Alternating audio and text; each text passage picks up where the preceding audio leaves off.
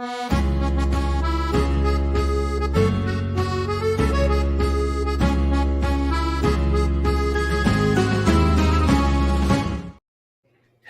and welcome to Net That Haul for the Gameweek 3 Matchups show. I'm of course FPL Nemo and I'm joined by my co-host Gabriel at FPLens. If you missed the Gameweek 2 Matchups review show that he did with FPL Teacher yesterday, do go check that out to see our analysis of how those matchups went in Gameweek 2. And yeah, so just under an hour, we've done 2 of them now, and really nice new addition to the channel. I think I've really enjoyed hearing from you and Lucian and Mariner just reviewing the matches. It's actually really fascinating stuff. But yeah, here we are, second day in a row for you in 24 hours. So Mariner is somewhere on a flight that's been delayed about 9 times between different countries. So we wish him well. And yeah, hopefully he'll make it eventually to wherever he's going. But yeah, today we're going to cover obviously the Gameweek 3 matchups. So we're going to do the FPL philosophy as usual. Shout out some of the haulers as well while we're here. Captaincy metric, and then take the live Q&A at the end. So if you've got any questions, put them in the chat. We will start them for later. There is also a poll live. Well, I haven't clicked Ask Your Community yet. It is live now, asking you which of these 3 forwards you're prioritizing. So let us know in the chat, answer the poll, and we'll end that poll when we get to a bit later in the show. But yeah, Gabe, good to have you here. Just the 2 of us. It feels like the end of last season again. Yeah, it does, with Mariner kind of lost in the ether somewhere. Like, and man, he reminds me of, like, what's that Tom Hanks movie with where he's stuck at the airport? Is it Cost? We get a message. That was why is Tom Hanks always getting lost? I don't know. But yeah, you get a message. He's like in Turkey in the middle of the night. He just arrived in Estonia, and surprise, surprise, the Wi-Fi is not good in Estonia. That's good. That's good. We're gonna at least get to 5 minutes before any curses today. So hopefully he doesn't punish us. But yeah, so I put Odegaard on the thumbnail. Obviously, I think the big news of the weekend was we saw Saka gave up the penalties, which I know you'd been kind of predicting. Oh God, I've put Jackson twice in the poll. That is Thanks for that, Cypher. And Colm has a question. Yeah, go for it. Can you smell it? About? Yeah, so there's some trend, I don't know, like they found it on TikTok, and then Ash and Nick from Juice, they brought this smelling salts to the studio, and like it's got loads of warnings on it about like, don't let it touch your skin, don't do this, don't do that. And we all just took a little whiff from about 15 centimeters away, and like the reactions you can see, like it's just shocking. Like I found out they apparently use these smelling salts for boxers to stop them from like going unconscious. And I was like, this is the shit you're giving me to sniff mid-show. Like, of course I'm on the floor, like, passing out. Like, the rush I felt, honestly, I thought, I don't know what was going on. But so Suj almost whiteyed it, looked like. I'll be real with you. If you go and look at his reaction, it looks like he's about to whitey in the middle of the studio. But yeah, that was intense. Like, my nose is still kind of blocked. I don't know what that stuff did to me. But yeah, thank you for checking on my health, buddy. I do appreciate that. I will put the poll back up again, but until I do, let's go to the next part of the show, which will be the FPL philosophy for Gameweek 3. All right, just communicating in the chat there. FPL philosophy for Gameweek 3 comes to us from the author of Dr. Jekyll and Mr. Hyde. That's right, Scottish author. His name is Robert Louis Stevenson. And he said, don't judge each day by the harvest you reap, but by the seeds that you plant. And I got to be honest, I'm a little sad that Mariner's not here, because he inspired this one a little bit.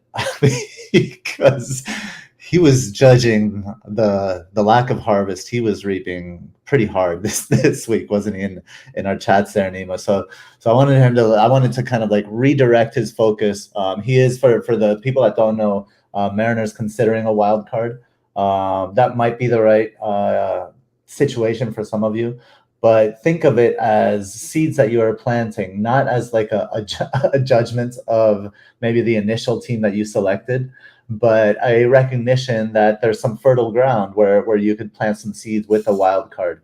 So it's just kind of like reframing maybe perhaps a negative start into a one with opportunity. I really like this, and yeah, Mariner was really losing his shit. Like, honestly, I just remember, like, I think I came into the We didn't make conversation it to late. 5 minutes, by the way. Oh You said man, shit before five almost five minutes. minutes. I think each minute that goes by, it's like exponentially better. So it's really bad Yeah, in the fair enough. first 10 seconds, then 30, then 1 minute. So I think hopefully on that scale, as long as we don't repeat it again in another 5 minutes, we do it a few more times now, we might get banned. But I guess the thing was, like, I just said what you said to him, which was, dude, like, if you're not having fun, just hit the wild card. Like it's Yeah. that kind of situation, right? Like if you're not having fun, just wild card. I would like to think you can kind of limp through. Everyone was talking about how great Game Week 3 looks, and they don't know who to bench, they don't know who to sell.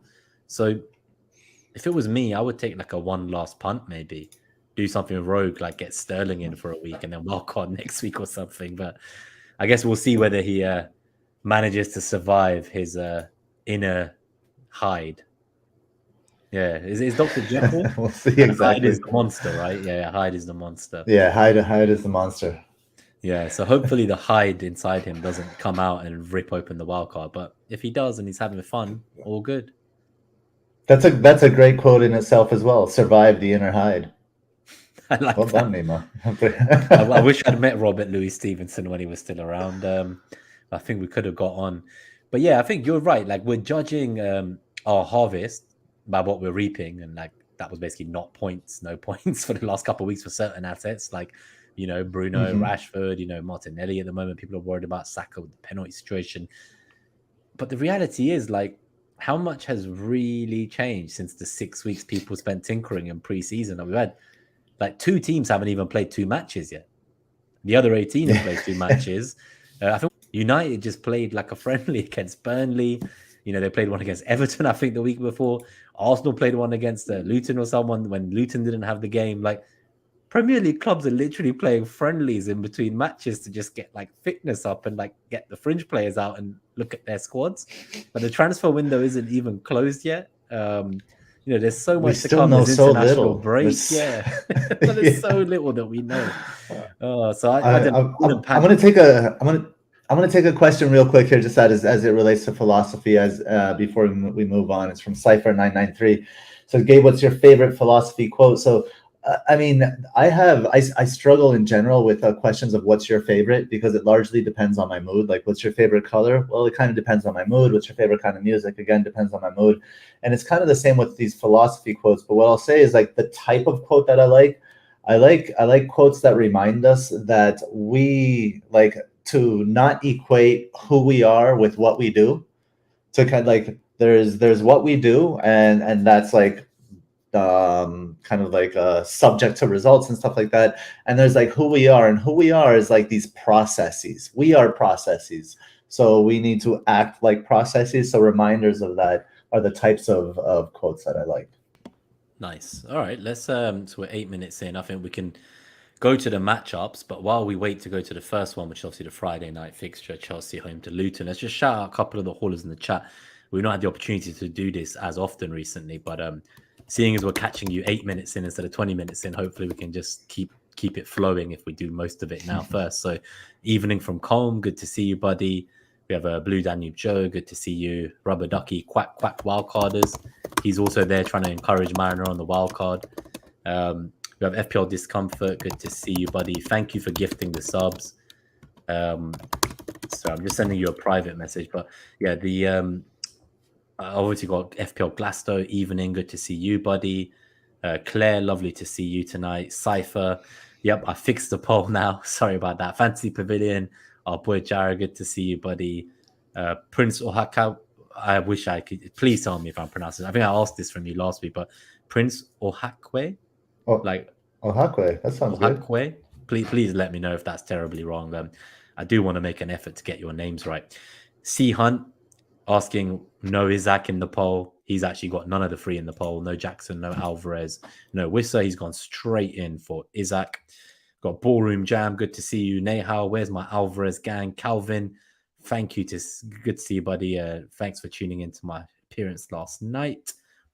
What else do we have? Any other final people before we go? Multi live evil. Good to see you. I'm someone with Rico Lewis, which was a panic when the Gabriel news came out. Rico to Gusto, Pedro to Wissa. So what I will do is obviously I'll end the poll when there's more votes, so it's a bit more of a sample size for you, mate. But I will also start this to maybe come back to just a general question later. And then Thingamabob, good to see you. Enjoy your dinner tonight, and yeah, let us know what you think. I actually have your question from Discord to cover in the Q&A, so we will also answer that. Cool. All right. Let's go to the first matchup. 10 minutes in. We're doing good for time. It's better than normal. But what it has reminded me of while I stall is that I haven't started taking timestamps yet. So I'll start doing that in the background while you just maybe intro the first match while I catch up with myself a bit, please. And wait, FPL Baggers as well. Good to see you, Joe. Hey, yeah, definitely. Get your housekeeping in order, and I'll introduce Chelsea versus Luton here. And I know a lot of people are thinking of tripling up on Chelsea, a team that has shown us so little this season. And then NetxG kind of agrees that, like, look at Luton above Chelsea. NetxG says Luton 1.35, Chelsea 1.1. With the shots metric really holding Chelsea back with just a 0.8 shots metric. The FDR doesn't agree with NetxG, has Chelsea at 2.8 and Luton at minus 2.4, suggesting a potential clean sheet for Chelsea and likely about 2 goals or so. Now there's some discrepancy in the data here, as the zonals look quite strong for Chelsea, but we don't really have much zonal data for Luton, so I would disregard the zonals in this case. And I think that's what NetxG is doing. You can see the creativity metric there, 1.2 for Chelsea. That includes zonals. So there's disagreement in the zonal matchups. I'm not sure if Mariners may be factoring Luton's one match this season into these zonal calculations or not. I don't know. Like what I wrote here is I don't see how Chelsea generate 3 big chances with 6 shots on target, like according to the predictions. So the statistics to me just it kind of like don't seem right. So I would kind of go to the tactics here. And Luton is going to obviously sit in that deep block, back 5, and all of that. So I think there's a lot of talk about Sterling. I know Mariner was thinking of bringing Sterling in. I think he's strongly considering it. I think Sterling's dribbling could be kind of key in this one, but only key, like he wasn't close to the box. He wasn't close to the goal. He used his dribbling to get into the box, but once he's in the box, I still think that he stutters, and it would be too much for me. I can't watch that. So I prefer the chaos that's created as a result of Sterling's dribble. So I think that opens up things for Jackson, and I think Chilwell, like with Luton sitting deep, a potential clean sheet for Chelsea. I think he'll just be around the box almost the whole game. So I could see Chilwell getting a haul, and for me, he's an honest captaincy shout for me this week. I like that. I think one thing this NetxG tells me is that we're all looking at like a 4-5-0 Chelsea victory. It's like we're considering it like the best, fixture of the week or of their season in a way. But the NetxG makes me kind of think I would not be shocked if Luton won 1-0. Now, I don't want to put that thought into people's heads. Like, I'm looking to buy Chelsea players. I have Chilwell, but I don't know. Like, I'm not sure they look very fluid yet. I don't think, they know their best 11 yet. Like, I just don't quite know what's going to happen. And there is a world in which I think, obviously, last game, I don't think Chilwell really played as a left back. Like, I think Colwell kind of played there, and they were pretty much in a back 4. So it's like he was almost like a left winger, a left wing back, while there was a back 4 behind him. And I do wonder if that might change in the next game. So I'm just going to keep an eye on it. I'm not sure I quite know like what their system's going to be going forwards yet. And they are looking at some strikers. I know they're looking at like Balogun from Arsenal. They're looking at other strikers. They're still, I think a backup goalkeeper just came in. So obviously, like Sanchez is someone who could be interesting in goal. But yeah, I don't know. I'm a bit concerned about them. I was going to kind of get Jackson this week, like related to the poll, obviously. But then I'd have to bench Pedro. And with the Enciso news, part of me is like, am I going to use a transfer to buy Jackson and then like bench Pedro at home to West Ham when like his main competitor for the number 10 role is injured. We've seen him take penalties, and like is there that much upside in this? Like, that's just my 2 cents. So I'm not considering just rolling my second transfer and having 2 again next week once I know a little bit more about Alvarez, about Jackson, about Sterling, about Maddison's injury. You know, I just want more information. So it's kind of what I was saying at the beginning in the philosophy. Like, I just don't feel like I have that much information yet. And I don't know, like I've seen people on like -8 and stuff trying to fix problems with a booked in transfer next week after the -8 this week. So I get it. If your team's really messed up, you want to fix it for the long term, that's fine. But I don't believe that like my hypotheses in preseason have been proven wrong yet. I just think that like I'm guilty of looking at the low points returns and then trying to like knee jerk players out. And it would be so like last season where I think Rashford blanked for the first 2, Saka blanked for the first 4. Like every player blanked that we thought was going to be great at the beginning of the season. And as soon as we sold them all, they all just started hauling for every single week for like 6 weeks straight. And I just don't want to be caught out by that. So I just want more info. I just want to increase, like I'm going to have 33% more info, right, after this week. So I just want to know more. I just need to know more. But yeah, and I just think Brighton's a better attacking team than Chelsea is the other side of it. So from the Pedro Jackson kind of debate. So yeah, that's kind of my Poch is still trying to fix Chelsea. You know, so that they're not a team, you know, that are ready to just start badgering other teams. I mean, that might happen, but I don't see it. And I think Luton is a little bit underrated. I thought they were much better than the score against Brighton kind of hinted at. Yeah, that's fair. I do think this fixture is tasty. And obviously, like if you're a podcast listener, you can't see the visuals. I've said the NetxG is quite close. I didn't read them out, so it's 1.1 for Chelsea and 1.35 for Luton. But the FDR, like that, totally favors Chelsea in this, and that's 2.8 for attack for Chelsea, 2.4 for defense, and then it's negative, obviously 2.4 for attack for Luton and negative 2.8 for their defense. So the FDR would assume that like they will get hammered here, but the NetxG I'm finding a bit interesting. Oh, I can hear this. But I'm just letting Gabe test something.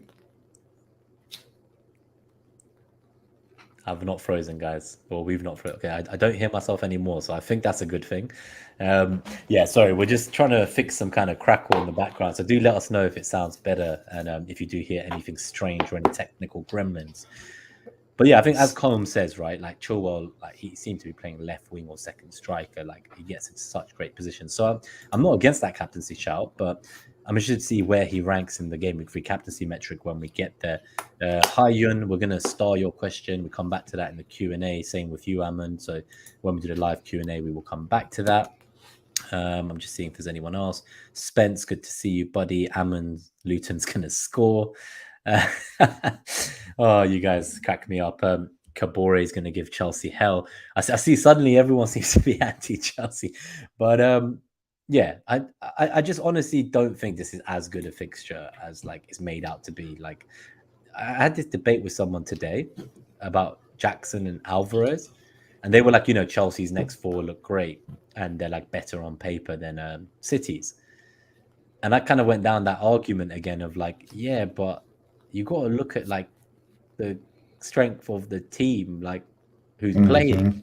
And I said to them, like, otherwise you're going to be guilty of what we saw preseason, where people had Luton as the second best team on the FDR to start the season, but that was based on who they were facing, not if they were good themselves. So I was kind of saying, like, you know, from my perspective personally, I'm looking at Brentford's attack, and I think they're better than this team, which is why I included Wester in the poll, because I think they're better attacking team. So even if like the Chelsea fixtures look better on paper, I don't rate the Chelsea attack yet higher than Brentford's or Brighton's, or definitely not City's. So that's kind of the way I'm looking at it, which is I just, you know, I think we're so guilty of just looking at a green FDR on the official FPL site, seeing like 3 home games in 4, loads of green, and then it's like, great, let me get in.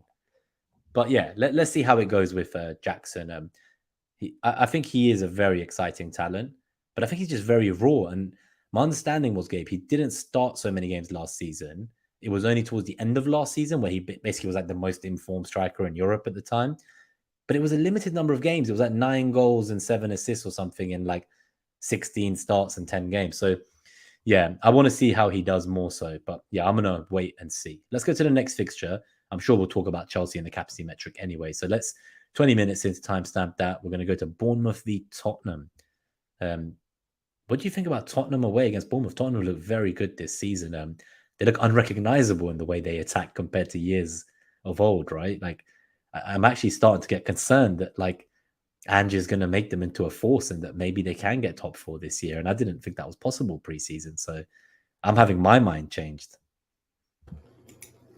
Yeah, first of all, let's get a quick sound check. Apologies for the crackle. I thought it was a cable. It's still a crackle. Is this better? Yeah, still a crackle. No. Yeah, it's still there. We'll keep testing different inputs and cables till we get there. Sorry, guys, bear with us. This is Bournemouth. I'm just putting it in the timestamps. Bournemouth versus Tottenham. Okay. I can hear myself again. Sorry, guys. Good to see you, Tommy. Thanks for tuning in. FPL Jesus, even. I'm going to stall your questions, guys. Yeah, I think they're saying the crackle was actually worse. And now I can definitely hear myself. Can you still hear yourself? You sound fine. But I can definitely hear myself. Okay. And Brett. I can now hear Mariner. I don't know how, but I can now hear Mariner. Check. Let us know in the chat, guys. Do you hear any crackle? I don't hear a crackle and I don't hear myself. So fingers crossed it stays like this. I think we're good. I think we're good to go through Bournemouth, Tottenham. Just quick shout out to Darnish. Thank you for your support as a hauler. Let me know if you have struggle getting into the Discord server. There's some info in the community tab about how you can get in with your YouTube account. But yeah, so yeah, let's go back to this. So yeah, I guess my point was, and what I wanted to get your opinion on was like, I didn't think that Tottenham could get like better attacking wise this quickly. Okay, that's my Neither did Bella. Bella is not happy. Who's she barking at? All right, you go. I've given you the layoff there. All right, let's talk about Ange and what he's building here, because this commitment to attack. What I'm surprised by is that the players are actually executing. And I think as an Arsenal fan for you, that's probably scary. But I'll start with Bournemouth really quickly here. So, let's go NetxG. Spurs 1.62, Bournemouth 1.32. But look at the FDR. Bournemouth 2.6 and Spurs 0.4. Mariners FDR likes Bournemouth more than Spurs here. NetxG disagrees. The shots goal predictors they're quite muted. So, but I don't know. I'm not going with the kind of like lower stats here. I think there will be goals in this one. I think both teams will commit to attack. And I think they're going to get what they're looking for. I still haven't heard anything on Maddison. I know there was a question in the chat. But my view is if it is anything related to, if it's something in the foot, it's probably some kind of bruise or something like that. So that's a pain tolerance issue. But if it's something in the knee, he'll be at least be out this week. But I think Lo Celso could bring something a little bit different. Like rather than Maddison's passing, Lo Celso has a kind of like line breaking dribbling and just like this kind of trickery that I think will actually fit well with Richarlison. So if Lo Celso starts, I expect Lo Celso and Richarlison to kind of like both of them create some chaos and both get paid here along with Solanke.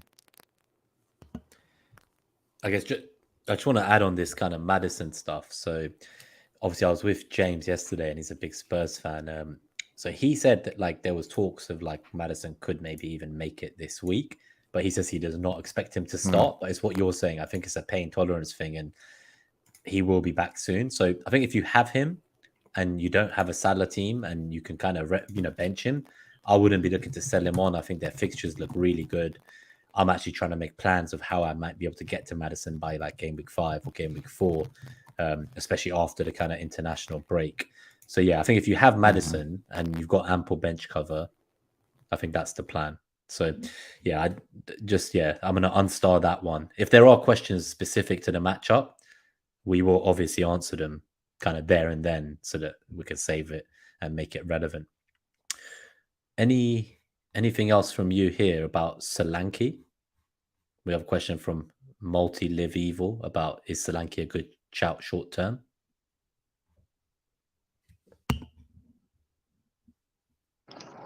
Just want to do a quick sound check. Yeah, no, you sound good. Okay. I mean, I don't know what Solanke's fixtures are, but I just think he's just good. He's just a good pick in general. There are other forwards that are attracting our attention right now, though. So I don't know that I would go Solanke, but I still think he's a good pick. The time will come for him when the fixtures get good that I think will want him. But right now, I think I'd still prefer someone like Alvarez or Wissa. Yeah, and that's why I didn't include Solanke in the poll. I think I'd even prefer Isaac a couple of weeks early. Isaac for sure. Yes, I think that's what Combs said. Like he wanted Chilwell, he wanted Jackson, but he knows he wants Trippier and Isaac in a few weeks. So he just kind of did this now so he can use future transfers to solve future problems rather than thinking short term. Any thoughts on, I guess, just from Salah the Samurai, good to see you, buddy. Just final question about Udogi. So yeah, like when James was talking, he said he doesn't like the term nailed. It's like his pet peeve, but he says, you should ask me, is this player first choice? And to him, Udogi is first choice. But he said, if you asked him, does Emerson Royale start after he scored a goal the week before, he would have also told you yes, and he didn't. So similarly, the manager is testing out stuff here as well. And we don't quite know what will happen. And he does think Udogi's first choice. And he looks great as a 4.5 million defensive option. But I guess the question is, do you have him, Salah? Because do you have him and you're thinking to bench someone for him, or are you looking to buy him this week? So that's kind of my question back to you. And yes, I think Richarlison should still start through the middle. You got to think that with the games coming up, things will turn good. It's actually quite crazy seeing him be sold so much, but obviously there's so many midfielders performing in the game that, like it's hard to hold on to someone even to have a good fixture run if they're not returning. And he's not himself look great, right? Like I don't think he kind of offers what Kane did through the middle, but the team looks more fluid in general. But Richarlison does not look quite there yet. I don't know if it would just click for him. He's not the runner that runs into half spaces. That's not really what he does. He pushes, right? He drags the line. So he just like he does different things, but I mean, it either it works out or they buy somebody. There's kind of like no two ways about that. And I don't know. Richarlison has played on some big teams, so I think he can figure it out, or Ange can figure it out with him. But I wouldn't be surprised if they bought someone before the deadline. Cool. All right, I've got your questions here, FPL Rover and Amon, just generally about the transfers. We'll cover those when we get to the Q&A at the end. But just in the interest of time, let's go to the next matchup for now. Arsenal versus Fulham at home at the Emirates. I'm actually going to go to this game. It will be my first live game this season, so hopefully they do me proud. Is this kind of like an obvious keep? I've seen people doing sideways moves like Saka to Odegaard this week.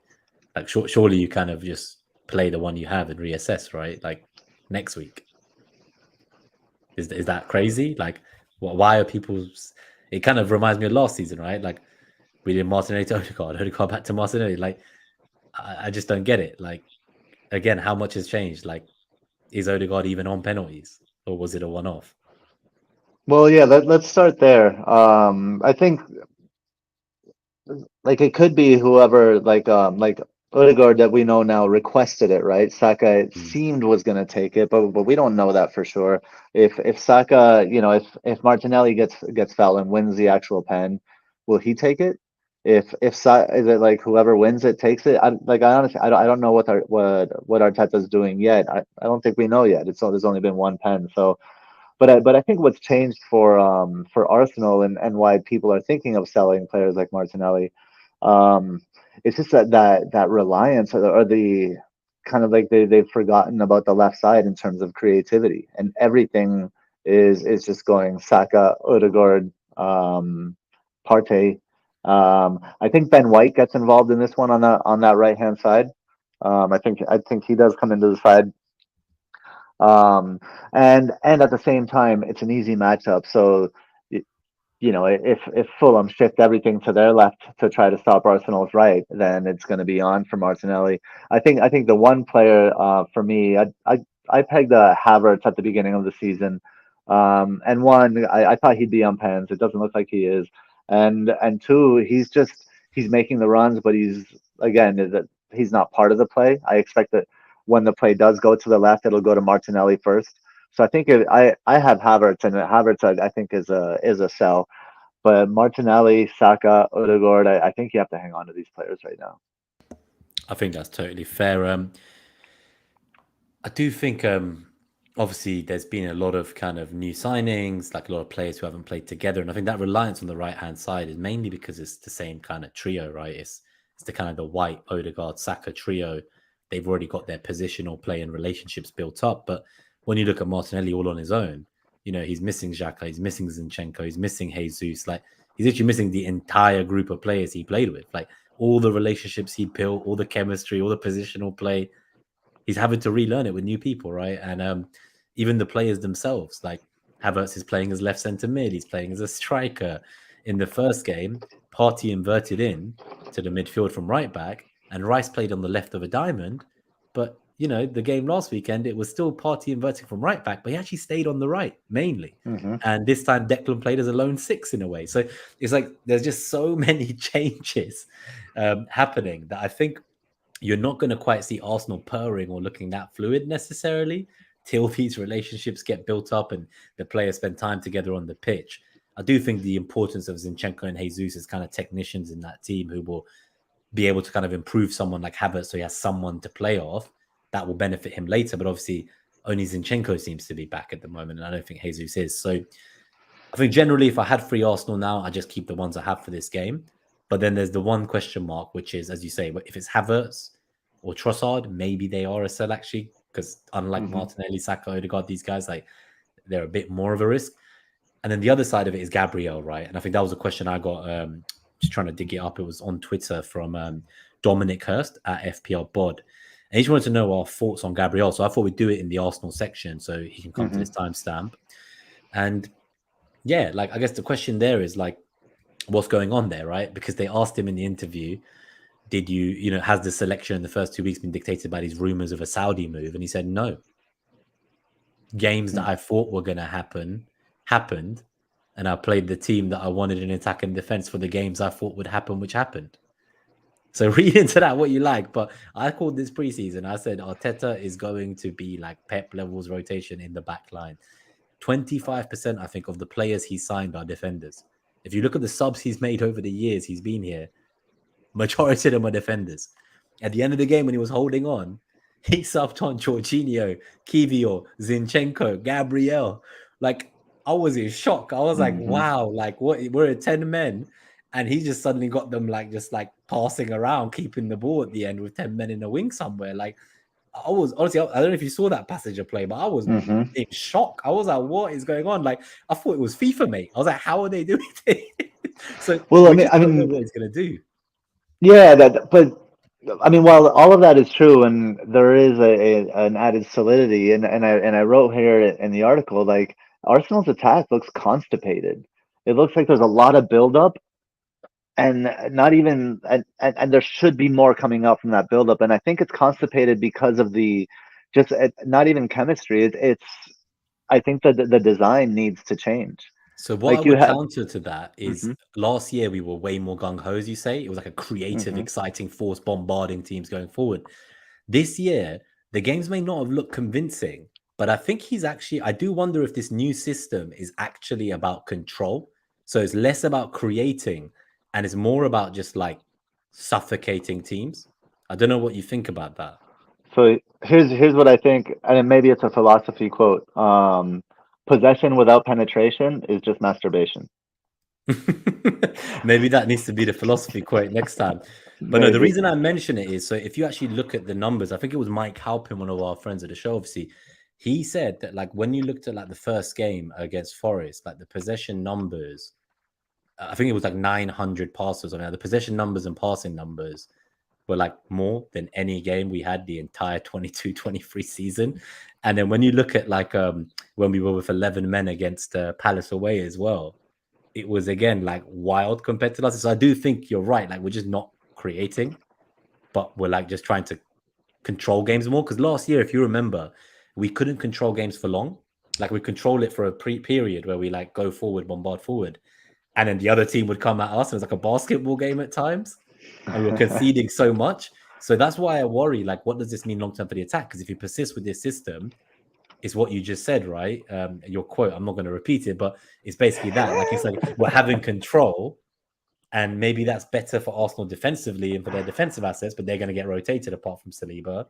And attacking wise, does that mean you don't need 2 or 3 Arsenal attackers? Because until this positional play clicks in, they're just not going to create as much, I don't think. Like those relationships aren't there, players are injured, and seems like Arteta wants to kill people by 1,000 passes rather than actually like just bomb into the box like we used to. So I do think that is a change to just keep an eye on to see like, does he persist with this? Like, is this a long-term system change? And if it is, that negatively impacts players that penetrate more, that get their production from penetration, which is Martinelli. Yeah. So it's definitely one to keep an eye on, I think. Yeah, just to see what he does. So let's go to the next game. But yeah, that covers, I think, the Gabriel question. On the penalty question, I realized we did kind of answer it, but what I would say is the quotes where obviously Martin said that they've been taking loads of penalties in pre-season in the friendlies. He didn't miss any, so he just said, can I take it? Arteta, if you believe him or not, he said, I had no idea who was going to take it. Like, they decided themselves. I don't know how much I believe that. Arteta's a control freak. So yeah, I don't know how much I believe that.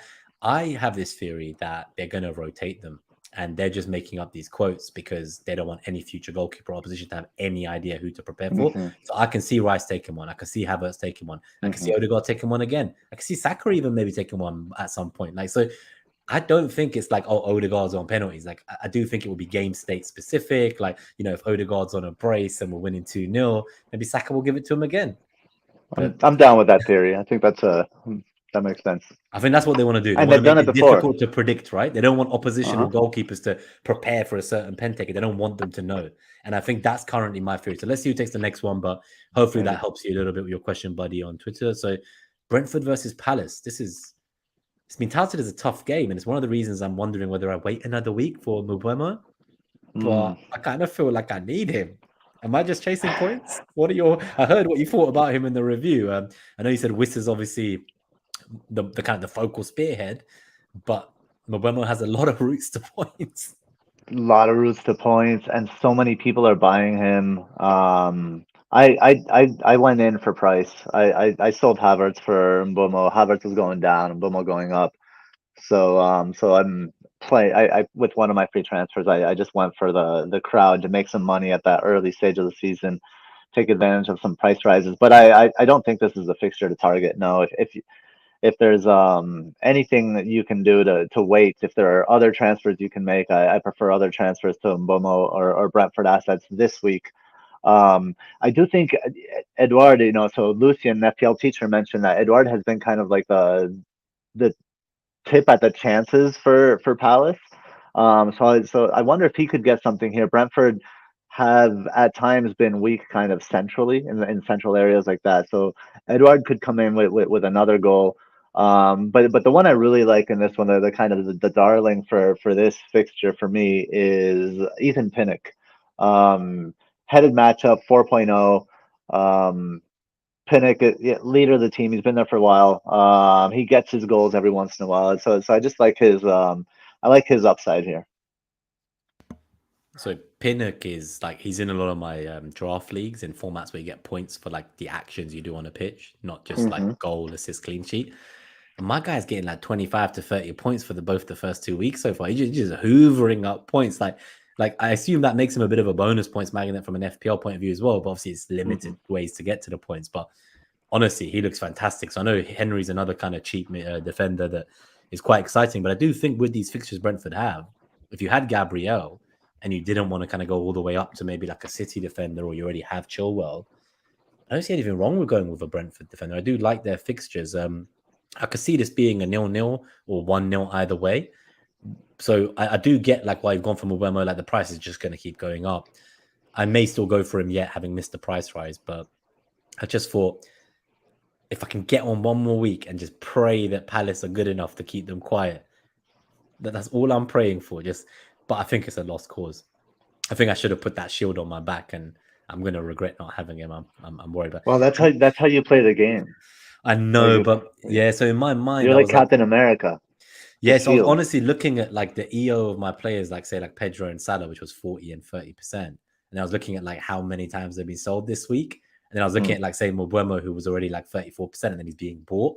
And I was like, oh shit, this is going to go above 50, 60%. And I was like, you know, like Salah's probably going to go from 30 to like 20 or 15. And I was like, you know, like, do I like, surely my way of play is to be like super defensive. So I was like, I only want 1 or 2 differentials. I'm not looking for more than that, man. But yeah.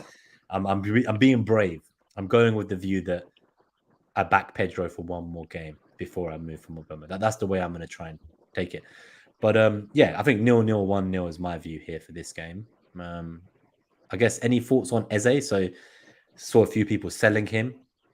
Obviously, he played Arsenal away, probably one of the toughest fixtures for him in the season. And yeah, okay, like, is he being sold because of like the first game against Sheffield? Is that it? Like, surely you knew he was playing Arsenal in game week 2, and like I think it's a similar thing to the Richarlison thing, right? Like, they both have good fixtures coming up, but there's just so many assets performing in the midfield that it's like people are not waiting on Eze. There's like, I need to get out. Like the prices are too brutal and too chaotic this season. With Mbeumo and Mitoma firing, how can you hang on to it? It's impossible to hang on to Eze, right? And have you seen the latest rumors? City are looking at him and Palace wants 70 million. No kidding. Huh. Yeah. So that's another one to keep an eye out.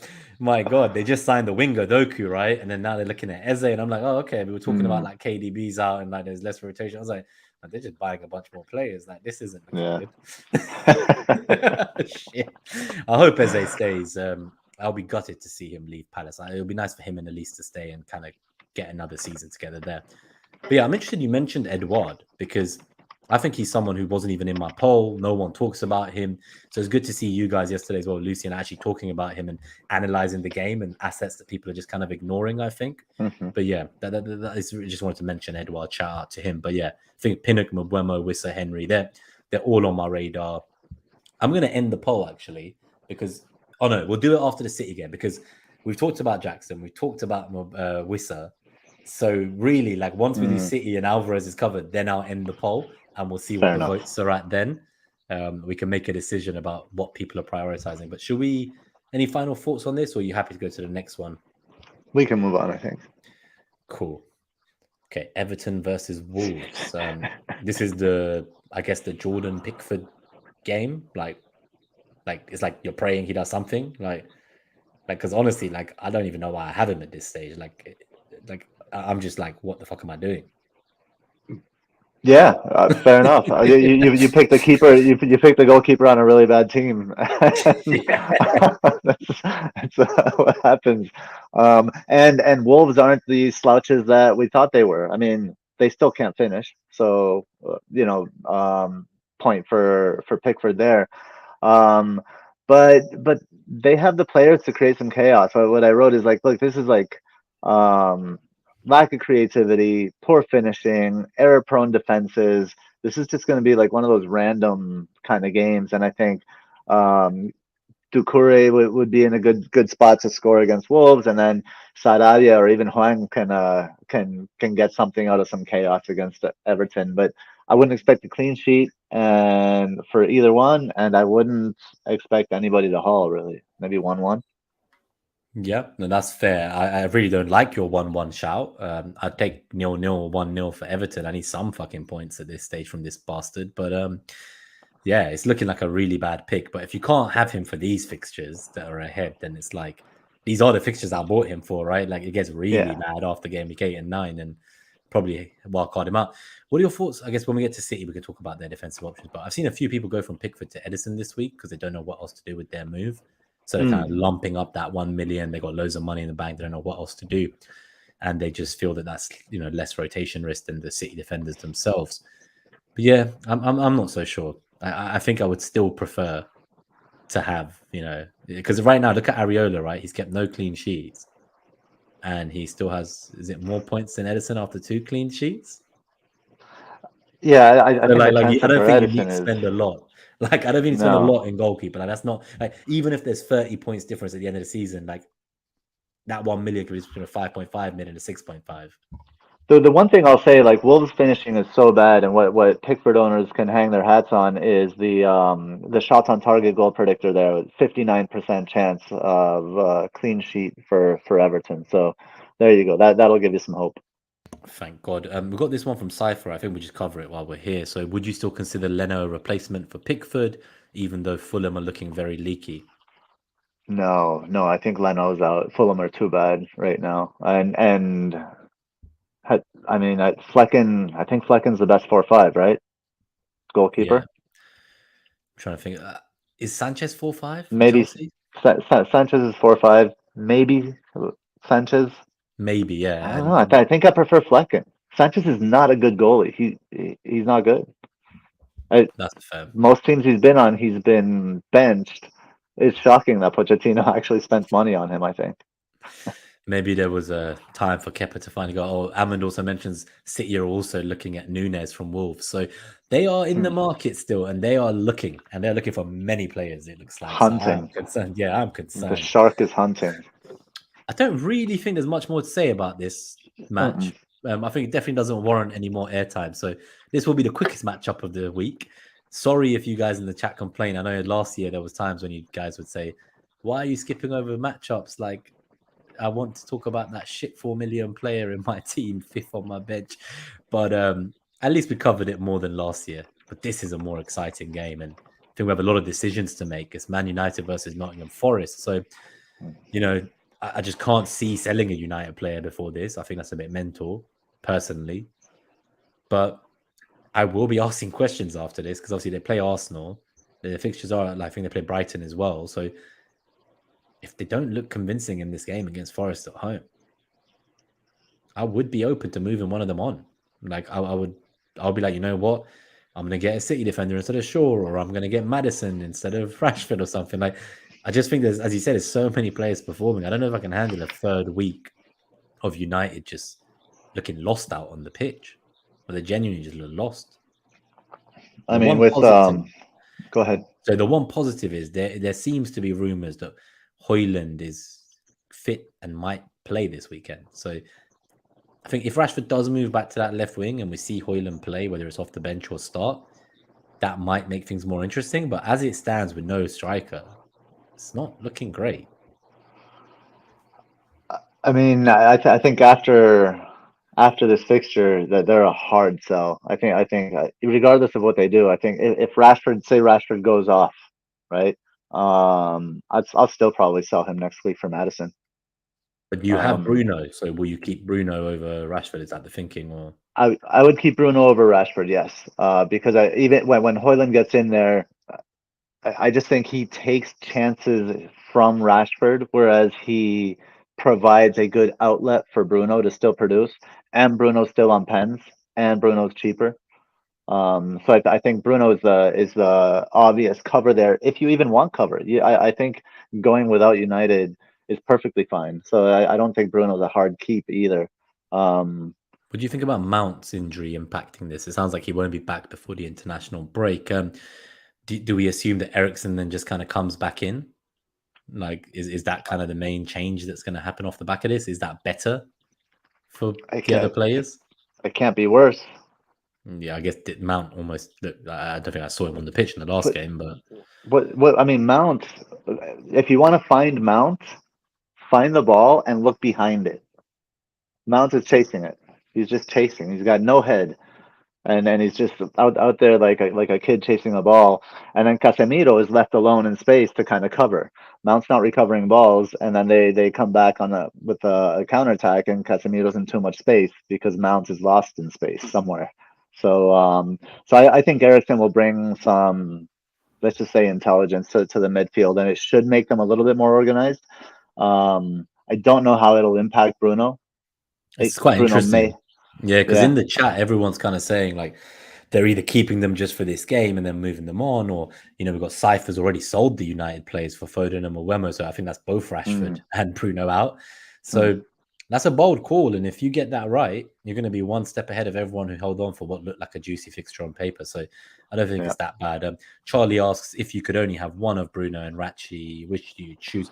I think the consensus is Bruno from the people who have both. I only have Rashford, so I'm not in a rush to sell him as my only United attacker. Like, I really want to see Højlund start, and I really need to see him improve quickly. If he doesn't, he's out of there. Yeah, like I'll come back for him at a later date. I'll just dodge that Arsenal and Brighton game if he does badly in this again, and then I'll come back. I'll come back at some point, because maybe when I come back, I go for Bruno. Maybe by then, that's the plan, right? I think it's reasonable for you to sell Shaw. Yeah, also he is majorly on the chopping blocks, but I just can't sell him at home against Forest. Like, I just Awoniyi is going to score, man. Yeah, but I'm against all the Onana owners, obviously, and I've got Pickford who's going to get 0 points again, probably. So, like, just in case United fluke like a clean sheet or something, like I need to cover some of Onana. I know you can't do like coverage and attack, but you can definitely do coverage and defense. In game week 1, for example, like just having Shaw like save me some grace there from Pickford over Onana. So, like, when I do eventually sell Shaw, I am going to be a bit scared whenever Onana plays, because he looks like he's got way more points potential than the United defenders. But I mean, Shaw to Diaz, for example, you have City, Sheffield United, you're going to get your clean sheet. Yeah, no, I could. You are right. More likely. It's probably way more likely. KB says sold Rashford and Mbeumo last week, no regrets. What else have we got here? Man United to win 3-0. Rashford and Bruno to get some returns. So yeah, a lot of different views on these guys. Val says he's not selling Man United assets till game week 8. I believe in the United team performance. Rashford will haul in game week 3. Trust the metrics. I'm keen to see where they sit in the captaincy metric later. But should we go on to the next game? Apart from, like, I guess Awoniyi at Forest, but the fixtures aren't great for them. I don't think there's anyone really there to discuss. Like, we've all got Turner, or most of us do, on the bench. I don't think we plan on playing him again. And yeah, like Taiwo, like there's better strikers right now. So really, I think this is just like a audition match for our United assets. Like, you've either already sold them because you're like, I've seen enough, I've had enough, or you're about to sell them if this game goes badly. So they are on the chopping blocks, that's for sure. I mean, that's my conclusion. It'll be perfect if Turner, who didn't get his clean sheet last week, gets it this week against United when everybody's playing Pickford and Johnstone. Oh God, don't say that. Maybe I should just play Turner for the banter. Vicario had a lot of points, didn't he? What, like an 11-point haul against United? Are Forest capable of doing that away from home? Well, we've got Elanga, ex-Man United, should be up for this game. Maybe. All right, next game.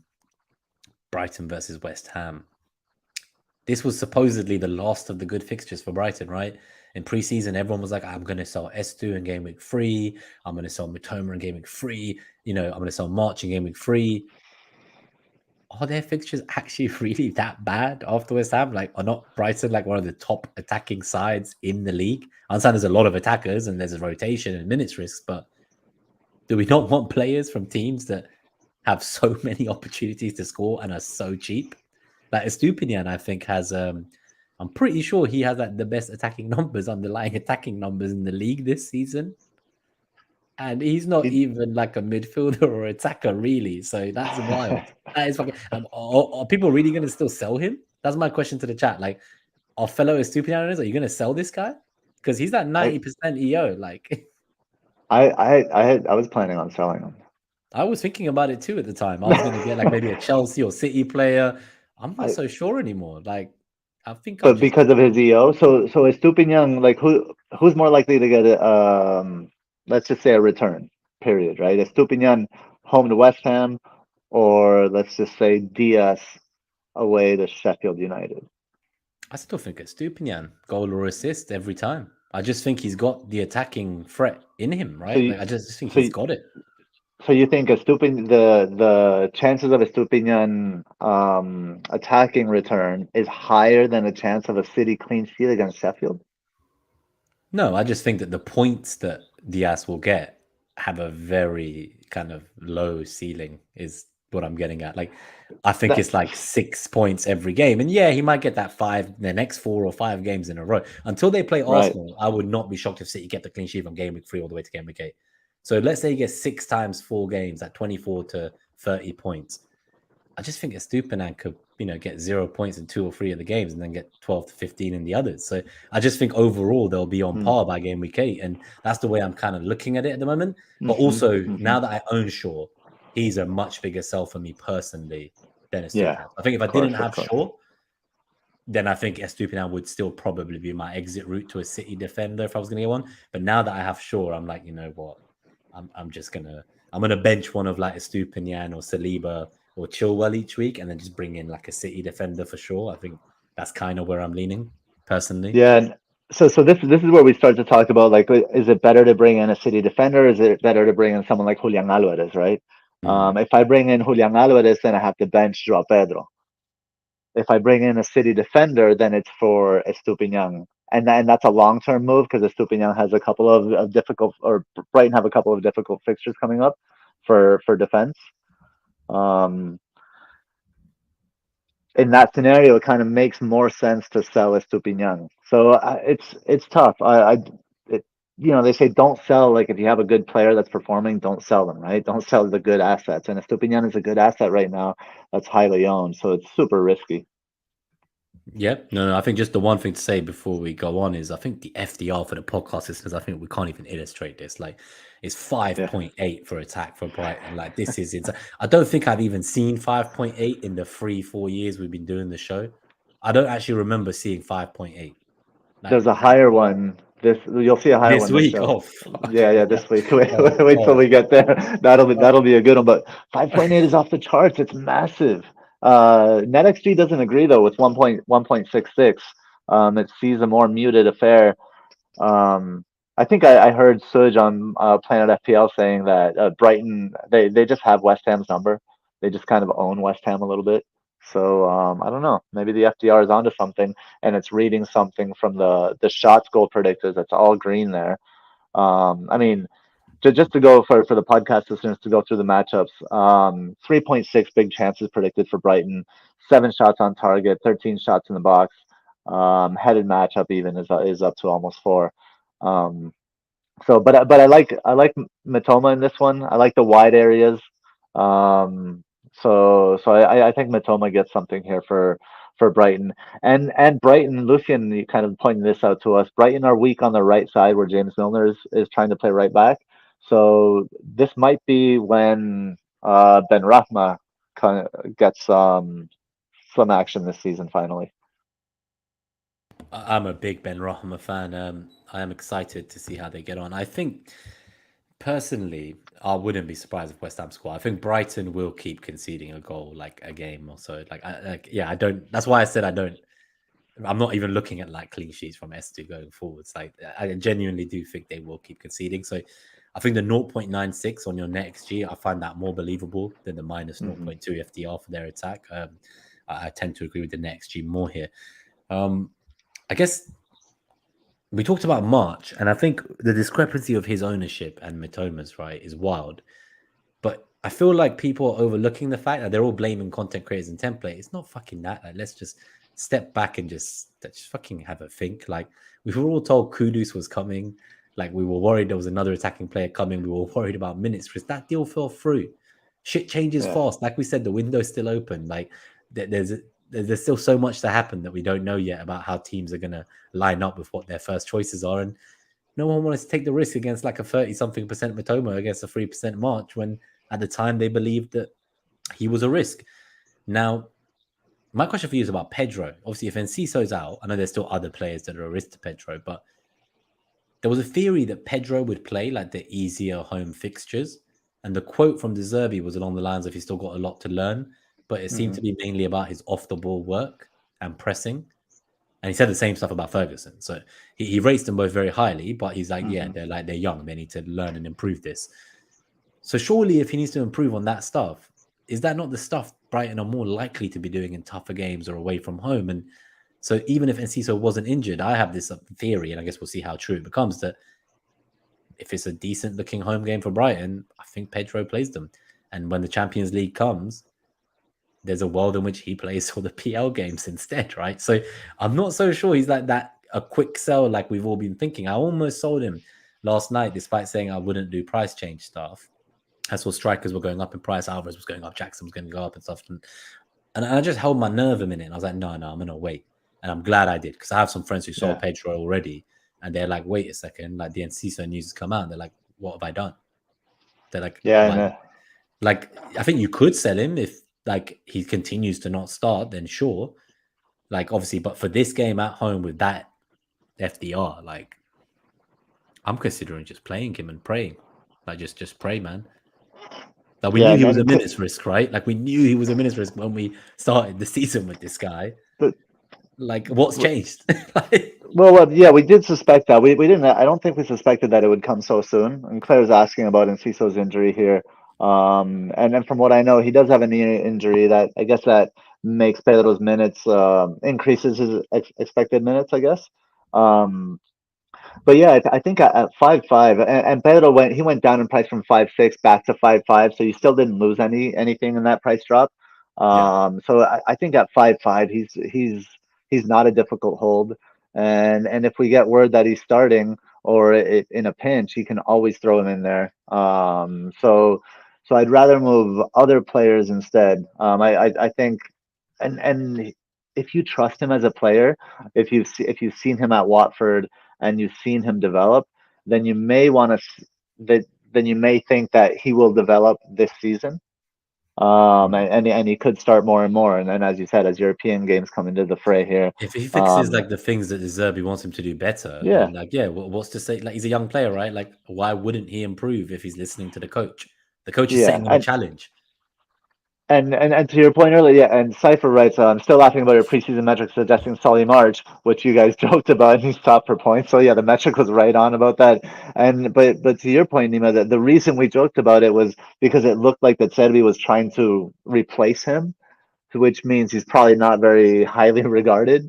But we always liked that position, whoever was going to play that position. We just weren't sure who it was going to be. I bet if the Kudus conversation would never have come up, I bet Mariner would have started with Solly March. He's added that to his list of things he's pissed about, like when he brought in Turner, when he captained Isaac over Wilson. The March Mitoma thing is probably one of the things that triggered him close to the wildcard this week. Before we move on from this match, just a quick question from our friend Sankalp as well. He asked, do you think it's okay to buy someone from Brighton this week? I've actually seen a few people go straight in for Mitoma this week as opposed to Mbeumo. Like, Europe hasn't started yet. Is it too late to jump on this bandwagon? Honestly, I don't hate it. Mitoma, he'll be coming up against Trippier, Newcastle, next week, which isn't terrible, especially if Trippier is pushing forward. Then he has United away the week after that. I mean, I guess Wan-Bissaka. United haven't looked great. Wolves should have beat them. So I think there are better places to go, better fixtures to target, but bringing Mitoma in is an interesting differential move. There is logic to it, I think. I think so. Let's keep going. I'm going to need you to click to the next one because, my mouse is back. I've just had like a spinning infinite loading wheel on my mouse and I wasn't sure if my computer was going to turn off or if I was ever going to be able to click again. Man, so 1 hour are out to get us today. They are 1 hour, 3 minutes in. Burnley versus Aston Villa. I think we're doing very well for time today. I have started like 22 questions from the live chat though, so I think sounds like that's going to be what keeps us busy at the end of the show. Okay, maybe if we get like more likes on the stream, we'll get less gremlins. I think the likes chases the gremlins away. So help us out with these gremlins. Fix the crackle. Please do. And yeah, just keep putting your questions in the chat. I have started, Charlie, and I've got your question as well for Ballroom. Amund, I've got your question. I think just because we are on this point, obviously Aston Villa are playing tonight with a full strength team in their European kind of qualifiers. I believe that they've told us in the chat that Watkins has a hat trick. So that's just something to add to the discussion here for Burnley at home versus Aston Villa. You know, people are saying, like Catherine's asking, do I play Watkins over Pedro even if Enciso is out? I don't think the FDR or the NetxG would prefer that, but Watkins has just bagged a hat trick. So yeah, make of that what you will. Equally, you could say they're leggy. They're just playing right now. I'm glad I wrote this last night, but judging by the typos, and maybe I wrote it a little bit late last night. But yeah, Watkins hat trick, and I shouted Watkins to be kind of the focal point of this matchup against the Burnley team that'll likely kind of commit to the counter press. And when a team commits to the counter press like that, that's going to open up space. And Watkins he's been drawing so much attention, and there have been other options that he hasn't had the space to run behind. And I think he will against Burnley. So I think he gets something here. I think he's a good asset to hold on to for this game week, but not a good asset to hold long term, I wouldn't say. Yeah, I mean that's about it for this matchup. I think Watkins comes back into prominence. Any thoughts on Emi Martinez? I know a few people went with him in goal.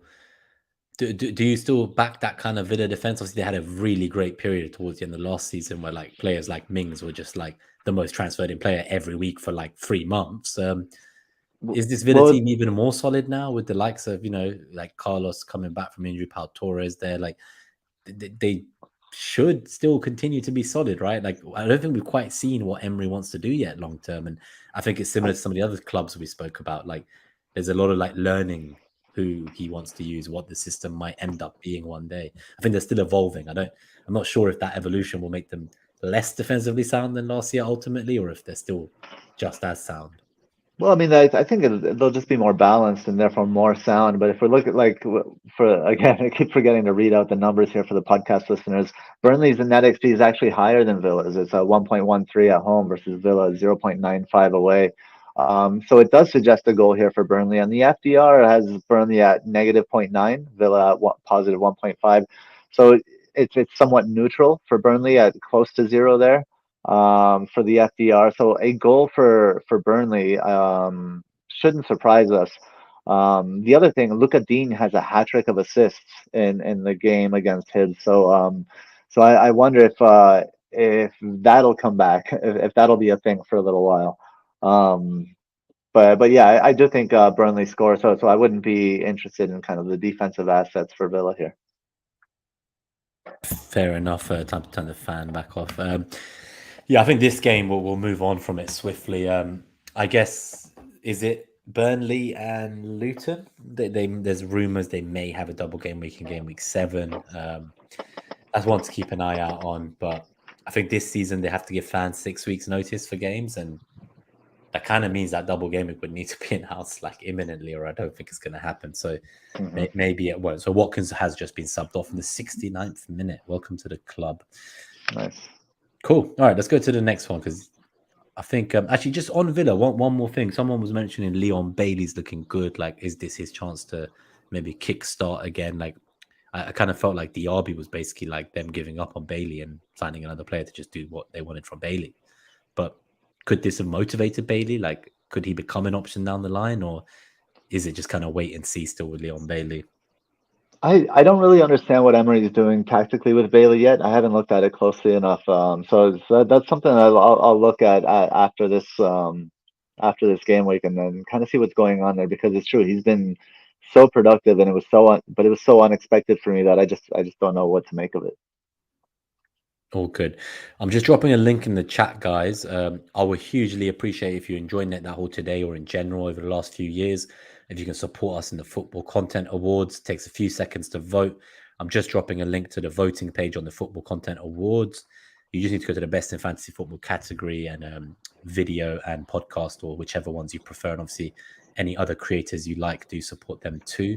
I know I've voted multiple times. You're allowed 1 vote on Twitter, Instagram, and the website. So I've kind of used that to vote for lots of different creators I like as well throughout. But we would love it if you can support the channel, help us get that nomination. It would be our 3rd year in a row if we can get there. I think there's some really stiff competition.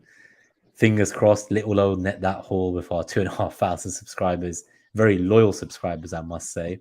It's a really nice community we built over the years with you all, and any support you can give, like, we would honestly hugely appreciate it. 1 hour 9 minutes in, haven't asked for a like or a subscribe on the video, but if you make a vote, that would make our day. The link will be in the video description, in the podcast description. Honestly, like, your support means so much, and you guys are the reason we were finalists the last 2 years. So we couldn't have done it without you. And if you still enjoy the show, if you're new to the channel and you've not voted yet, we would really appreciate that. But let's go to Sheffield United versus Man City. Damn. This is the other big one, I think. And this isn't the one that I thought it was going to be, because you said that there was one that had a better FDR than the 5.8 for Brighton, and it's not Man City. Oh, God. There's only one left. Yeah, I thought it was going to be Man City. Shit. All right, what are we thinking here? Yes, Manchester City 1.85 NetxG compared to Sheffield United 0.91. FDR similar, 2.7 for Man City, minus 3.5 for Sheffield United. None of the matchups, the statistical matchups really stand out. The zonal matchups stand out a little bit in the center and on the left for Manchester City, kind of indicating maybe some Foden love, maybe something from Grealish, dribbling and destabilizing a deep block, for example. I really want Alvarez, and I want him to be like the obvious selection. I just couldn't fit it into the tactics. I think against a deep block, there's not going to be much kind of off of Holland, because there's not going to be much space there. So Alvarez, I think, is going to get pushed wide and sometimes deep and kind of not know exactly where to be. So I think this one's more for Holland and Foden, potentially Grealish.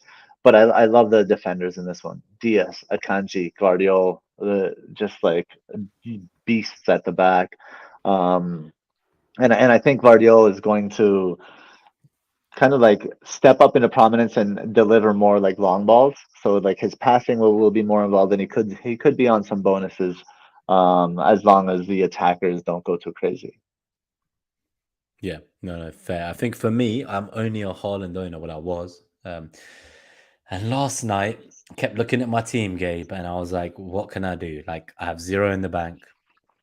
All my players are at home. Everyone's got good games. I can't move anywhere without selling someone, and I don't want to burn a transfer. So ultimately, I did it. I made the early move in mid-game week, pre-presses, and I sold Salah for Foden. And I went back to where I started in game week 1. When the game launched, I never had Salah, and Foden was a mainstay in my team with Gabriel Jesus at the time. Once the Jesus injury happened, and I was worried about Foden, I guess it was kind of KDB re-injuring himself, I guess. I kind of ended up moving Foden on, but I always knew that around game week 3 onwards, I couldn't just be going through this with Haaland only, where like his captaincy is 190% and I'm just holding rank by captaining him. I was like, I need to get a second and first City player. So I will end the poll in a moment to see how people voted for Jackson, Alvarez, and Wissa. But it was really tough for me, Gabe, picking between Foden and Alvarez. And there's a world in which I will go for triple attack. I could still like move someone like Pedro to Alvarez, or even Archer to Alvarez and bench Pedro. But it just keeps coming back to me, this idea that like, but my team looks good. Like, why not just play Pedro? Why not just reassess next week once I see more of City and once I see more of Chelsea, and when I have 2 free transfers next week, because the fixtures don't look as good for my team next week. And maybe I want to move on like an Arsenal mid, like Martinelli by then, like things like this. So Shaw is another one. Maybe I actually want a City defender. So what happens if I get Alvarez now and then they're buying all these new players? So I'm still not sure, but I've got some people I know who've gone all in. They've brought in Foden, they've brought in Alvarez, they've skipped Jackson, they've skipped Mbeumo, they've gone straight in for those two. And I don't hate it, because pre-UCL, the new signings aren't they're either not there yet, or they're not, it's done any training yet, so they've not had time to adjust. If there was ever a time to go, balls deep on Man City attack, I do think these next 2 fixtures are it. I genuinely believe it. These next 2 fixtures, pre-international break, pre-window shutting, like, if you're going to go for it, this is it. And I honestly, I had to get Foden. I just had to do it. And I still think Salah will go on and do great for every week. He's obviously not even blanked yet. But I had to do something. I couldn't play with a team that can't make transfers in it. I had to sell someone, and he had to be the full man, basically.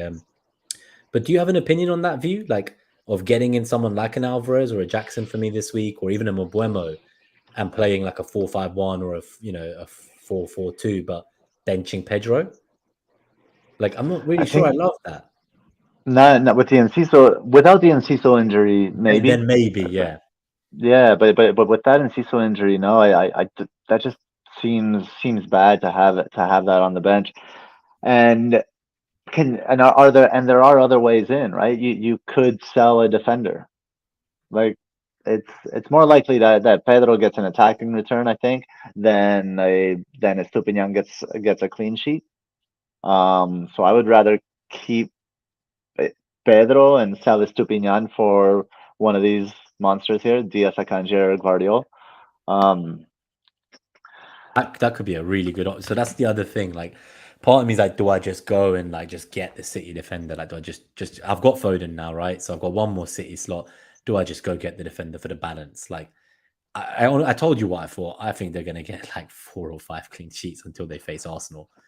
Like, I just Think do of not how see they've them conceding. strengthened, like, that back line. You have Diaz, Akanji, Guardiola, kind of like a back three. Walker pushed up.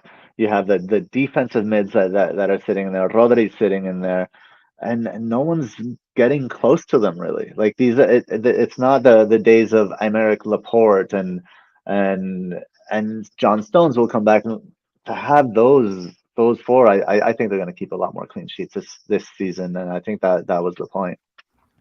Just a thank you to you, Charlie. Subbed and liked. Appreciate that, buddy. And thank you, Cypher, for the vote in the Football Content Awards. Really appreciate that. So Douglas Louise, not Douglas Squeeze. He scores a penalty for Villa's 5th of the night. Tommy is on triple City attack. Charlie, do you play Super 6? I haven't, but I've got a lot of friends who do. I've considered trying it this year. Do let me know on Twitter more about it. I'm keen. Obviously, Guardiola's out for a while. We saw he went for surgery. So he's not going to be back till after the international break.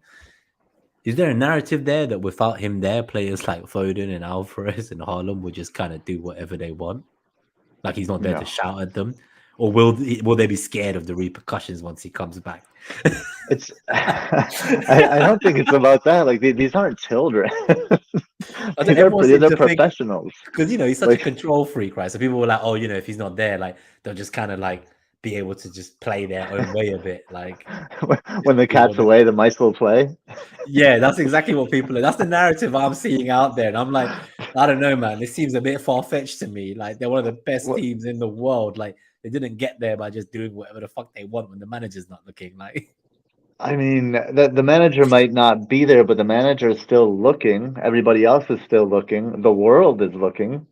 I mean, there are more eyes on these people than anybody else on the planet, almost. So that they're professionals. Are going to do what they need to do, what they've been coached to do to win the games. No, that's ridiculous.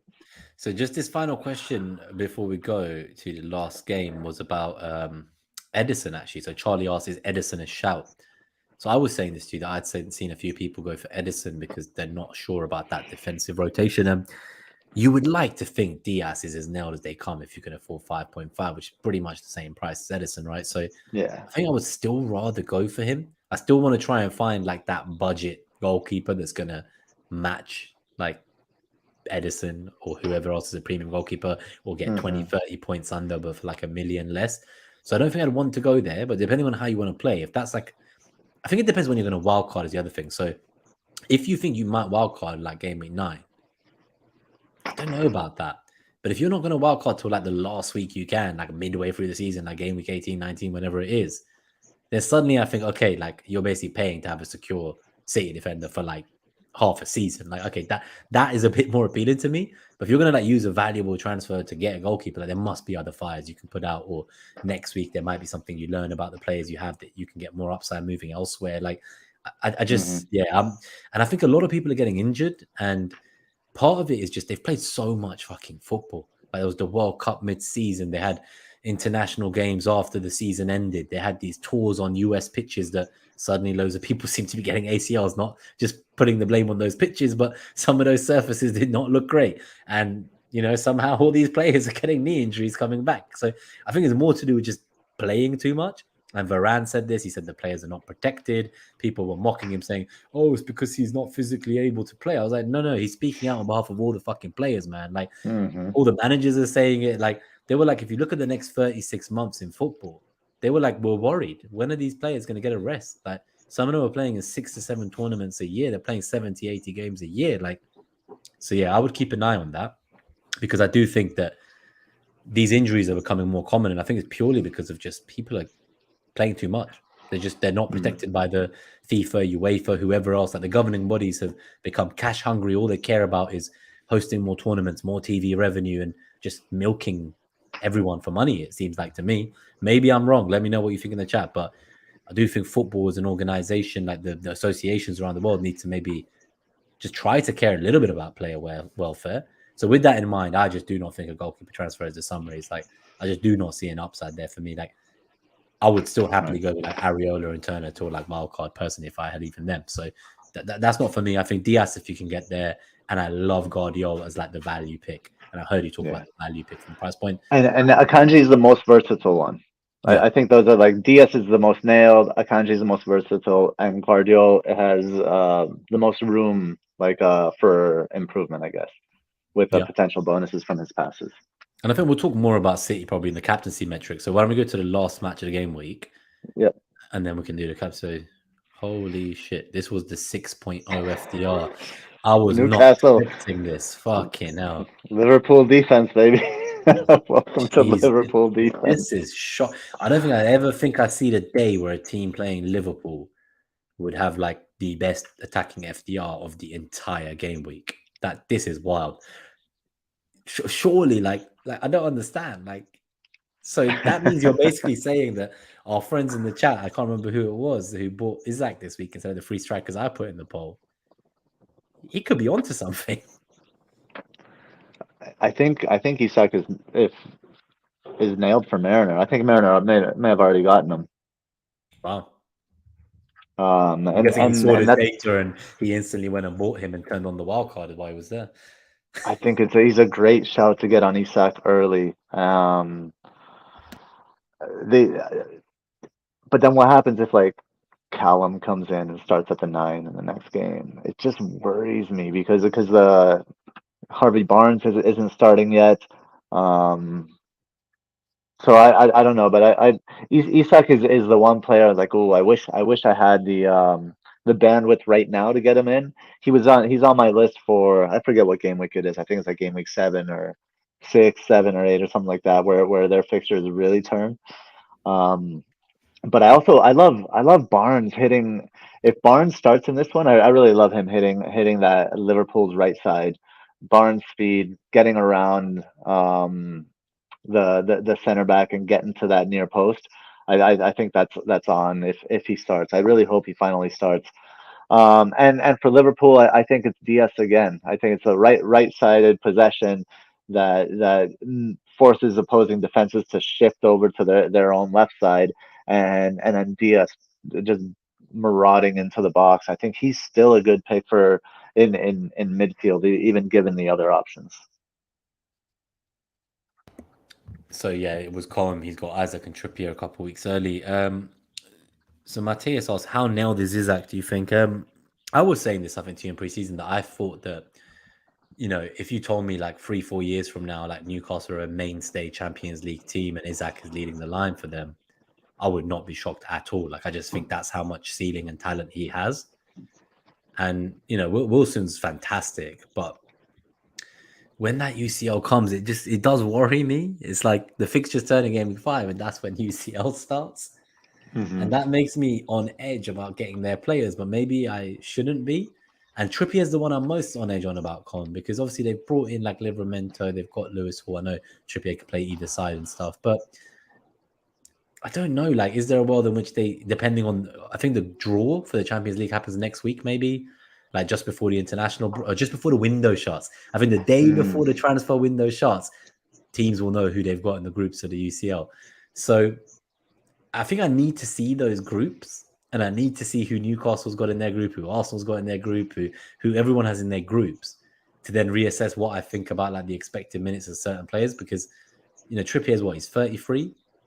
I love him, I want him, but maybe I just get Botman for 4.5 mil, and that's another where I was looking at, like, do I just do shorter Botman, save 1 million, use that elsewhere? Like, these are the kinds of things I'm thinking about. But I do think we're going to see people double and triple up on Newcastle very soon. Like right now, the flavor is Mbeumo and obviously City and City and Chelsea assets. But I think within a week or two, especially if this FDR comes to be right and Liverpool let in like 2-3 goals at least against these guys, then I think you're just going to keep seeing is that continued price rising. And yeah, I think he's a fantastic pick. He's someone, again, who I have in like all my draft games. I really like him. Sankalp says, I think that Wilson will be preferred in the UCL, given the pace of the matches helps him physically as well. That's a really interesting thought. That's a good shot. It's a really interesting thought. Cool. I think, should we, I guess the one thing I will say is this kind of makes me a bit less nervous as someone who just sold Salah. So I'll take that. At least the numbers make me feel like it's not so bad. Let's see how it goes. I'm sure Foden will now be benched or something, but let's see how that goes for me. So we've got the next 5 matchup summary. If you're on podcast, 1 hour 25. This just shows you all of the data: the FDR against, the FDR attack, the FDR defense, NetxG against, NetxG. Shows you the zonals left, center, right. Shows you the matchups, XG, big chances, shots on target, shots in the box, and headers. So do come and check. I'll just go through the highlights of the major metrics really quickly. So for the next 5, the best FDR attack is Newcastle, and it's by quite a bit actually. For reference, Newcastle. Well, NetxG is a little bit different, so I'll just keep going here. And then the next 2 are Brighton and Man United for attack. So those are the 3 best attack according to the FDR for the next 5. 3 best defense. Manchester City by a mile is positive 11.7. The next best is Newcastle at 5.9. So that's how good Manchester City's next 5 are defensively, which is what makes me think that a defensive transfer for a Manchester City defender in rather than Alvarez could be interesting. And NetxG, on NetxG's side, there's kind of like a cluster of 4 teams at the top, and it's Arsenal at 10, Man City at 10, Newcastle at 9.4, and Spurs at 9.5, with Manchester United kind of close behind at 8.2. And then against it's a cluster. The best is Aston Villa 4.6, Manchester City 4.8, and Manchester United 4.6. So obviously, the smaller number, the better there. So those are the next, according to NetxG, against. So the defense is the next best for the next 5. Arsenal's, I didn't think they'd be on par with City over those next 5, but I'll take that. For attack? Yeah. So because obviously we're seeing people like doing things like selling Martinelli or Saka to Sterling. I think look at Arsenal's next 5, right? Fulham home, awful defense. It's a great attacking fixture. Man United home, not a bad attacking fixture. We saw what Wolves did to Man United. Everton away, easy fixture. Spurs are not good defensively. The North London derby's home.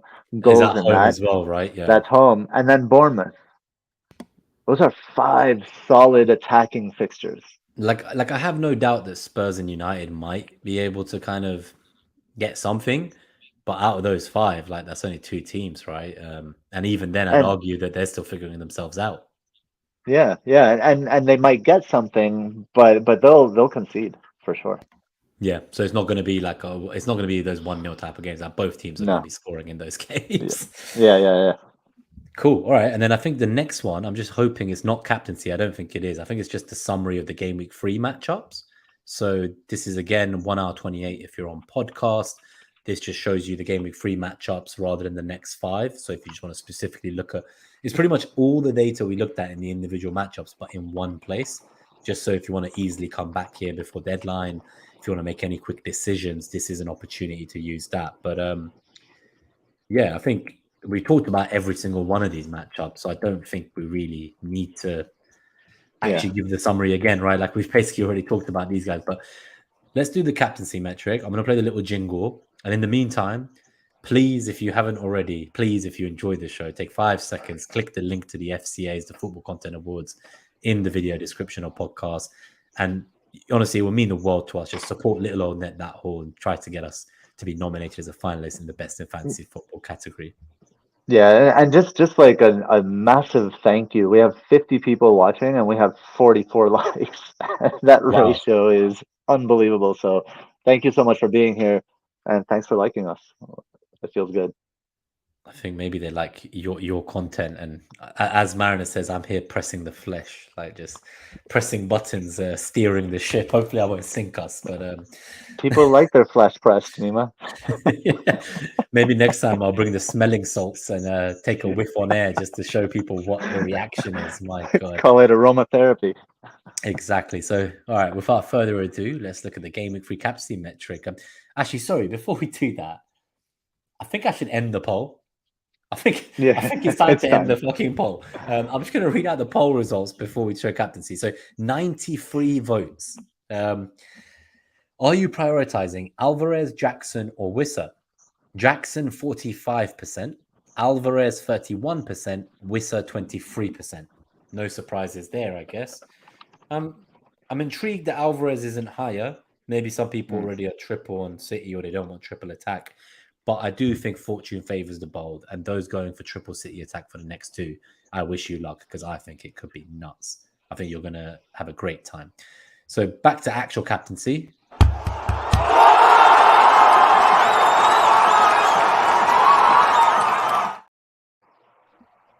Surprise, surprise. Haaland is first, but he is joint first on 86 in the metric, with both Isaac on 86 and Solly March on 86. Matoma's there on 83. Mabuemo is there on 81. Oh, shit. Oh, no. I don't see Pedro here. Maybe I should be getting Mabuemo to play him. I need that shield. No, Pedro won't be there because of minutes. Fair. So Mariner did say that the minutes used are this season's minutes. Oh, these are actually real minutes now, so they're not relying on last season. No, it's all this season. Look how high Callum Wilson is with only 23 minutes average. He's on. That's his actual average minutes. Fucking 23 minutes, and oh Lord, this is wild. But Isaac and March and Haaland, this is everyone was kind of perma-capping Haaland after game week 2, but is it mental to captain a Newcastle player against Liverpool? Is it mental or is it really maverick? I can't make my mind up about this. It's absolutely mental. It is, right? Look, just Haaland against Sheffield United. Like, what? Why? Full stop. There's no more thought after that. Like, please tell us if you're captaining someone that isn't Haaland in the chat. I really want to know. Honestly, I'm baffled. Val asked, can we put the next 5 matchup summary on Twitter? So for podcast listeners, I'll just read out the metric here. So Haaland tops it with Haaland, Isak, and March are all on 86. All 3 of them top it. Then next is Matoma on 83. Then Mbomo on 81. Saka 80. Then you have the 70s club of Foden, Callum Wilson, Julian Alvarez, Eddie Nketiah, and Bruno Fernandes, interestingly. They're all in the 70s club. Rashford coming in down there at 67. Just under, might I add, Big Dom Solanke at 68. So I always say that we like to use this as also like a transfer target list. Like, obviously, you can only captain 1 of the 10 in here, and that doesn't mean that that's like, okay, we're going to captain Haaland, we're done. I think it is useful to look at this and think, where could you get an edge against the field? And I think the people who've gone for Isaac this week over like Jackson, they might end up being the ones who get the last laugh when the Jackson owners are selling him for Isaac in 2 weeks after 2 more blanks. Don't be shocked if that happens, is my personal take. There are questions about Jackson and others. I promise I'll start like 36 questions in the live chat. So as soon as this metric is done, we're going to go straight into quick fire answers. But yeah, I think a lot of these guys, their last 6 hauls as a percentile is so low, yet they're still up here. Like Saka's second percentile, Foden is second percentile, Alvarez second, and Ketia, and half of the players in this list they're still up here in the top 10 despite just like no hauls. They get consistent returns, sure, but hauls wise, like they're not really there. It's like the hauls are concentrated, right, in those top 5 players, and barely anybody else is getting them. They're getting returns, or steady, but yeah, they're not hauling. There's not a diversity of hauls, that's for sure. I think the one I want to call out is Madison. He's there with 96 percentile for hauls in the last 6 and 83 percentile for returns. You know, I know he's probably not going to play this week, but there was questions in the chat about should you sell him if you don't have bench cover. I think that's a tough one because I took the theory that maybe you did have bench cover and you could hold him, and the fixtures are going to be great, so just hold him. But if you've not got bench cover, I'd still be more tempted to like make a transfer to get the bench cover and just keep Madison on your bench till he's fit, because it does not sound serious. And I don't want to be losing someone who shows up like this. He's the only Spurs player here. Like, clearly, the data at least backs him a lot more than Richarlison from that team. So you're right. He's the only Spurs player here, and he's after this game week. He plays 2 promoted sides. You don't want to sell. You want to get information first. Like if you sell, it's because he's out. I think. Like I'm looking to buy Madison next week if he's looking to play. So, yeah, he's definitely a target.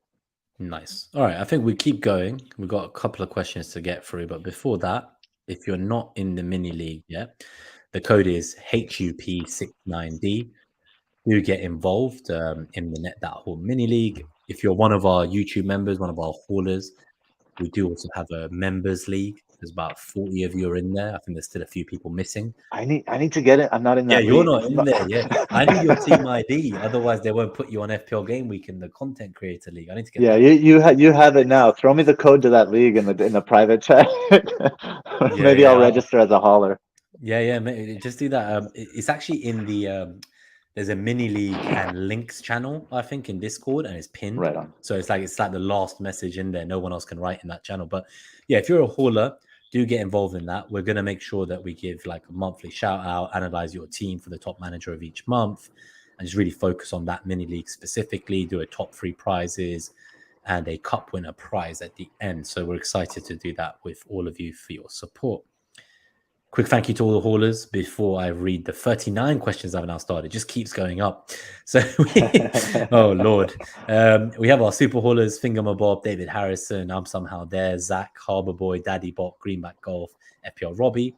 We have our haulers, Dread, FPL Craig, Podner, Kevin Rose, C Hunt, Donny FPL, Oscar, FPL Teacher, Blonde, S. Scott is M, William, Tom Gorsuch, The Vindra Raj, Lindsay, FPL DG Boy, Akshay, Dom, Claire FPL, Catherine A, Salah the Samurai, Harry Not Kane, Neil, Sebastian Koo, Benjamin Lockwood, FPL Rubber Ducky, Quack Quack, Neil's Apples, Nick Khan, Big Mike, FPL Discomfort, General Zod.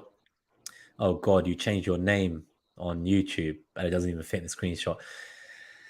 GW Glady Street Preachers, Jack M, FPL Planner, FPL Bondos, Jamie Baker, Brett M, and our Patreons Elron, Lucy and Gan, FPL California, Fingerman Bob again, Rom Frost, and Mike Burke.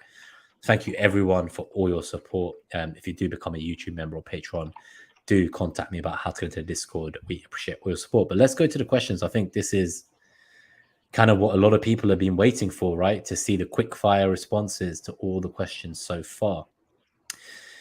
Actually, before I read the first question, Gabe, I'm just going to open Discord because I've got a robot that updates the Haulers Mini League. So I'm going to just quickly mention that one and see what the latest was. So last week, the top 3 of the game week was Spain Without the S, 61, Rising Phoenix, 59, Glady Street Preachers, 59, Blues for Salah, 58, and State of Grace, 58. Do Not Deserve only got 29 points. Ouch. There's also a poo emoji in the bot, so apologies that the bot is insulting you.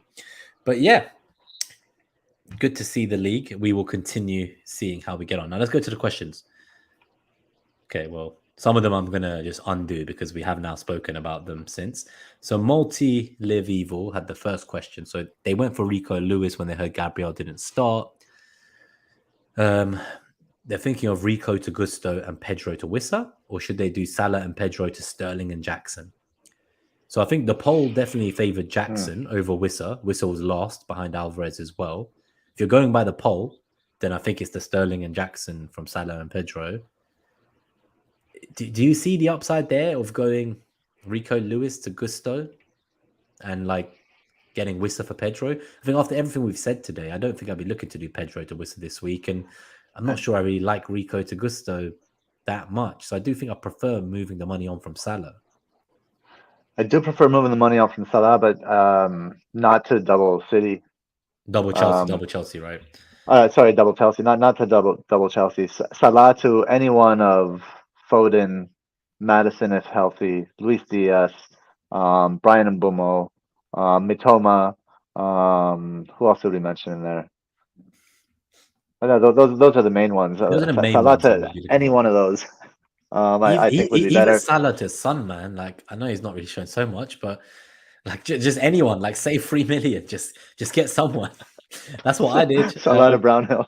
That's to Brownhill. Rico Lewis, go to Gusto if you don't have funds, but if you do have funds, get another City defender. Like just go Rico up to Guardiola or someone. So Yun Chong Yang, thoughts on Madison and Salah to O'Day and Foden? I really don't like selling Madison this week. I don't even like buying Odegaard, really. Yeah, I'm not.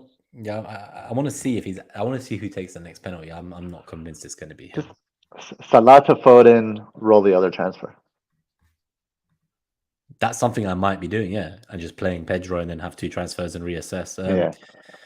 So Gamble Squad, on that note, as if by magic, says debating Salah to Foden this week. So I've done that last night, so I can only say yes. Like that's literally what I've done. Apologies if it goes wrong for both of us. It will screw both of us. Kiet Vu Minan, would you do Odegaard to Foden this game week? We've got people buying Odegaard. We've got people selling Odegaard. It is lovely to see. Like I do feel this season there's more decisions to make, and I'm here for it. For all the complaints we got about teams all looking the same. Last year in Game Week 3, people were burning transfers or doing fucking Andreas to De Silva to catch a price rise that never happened twice, and he ended up with 3 goals on the season. So if you ask me which season had a more fun start, I would say this season, because we're all here making decisions and buying different assets, and some are buying for the next few weeks, some are buying for the longer term with like Isaac, as we said. Like I do feel there's a bit more opportunity to differentiate. So there's lots of good assets, and if you're not going for 2 premiums, money's not a problem. I really like Foden, but I can't be selling an Arsenal player in this fixture at home to Fulham. I think this is going to be like 3-4 goals for Arsenal. But if you have no other City coverage and you've got no other mids you want to sell, I don't see why not. I assume you have 2 free transfers and you'll burn one if you don't make this move. Because if you only have 1 free transfer, I would just roll. But that's just me. Would you prefer Ake or Akanji? I think we said Akanji for the versatility, right? Yeah.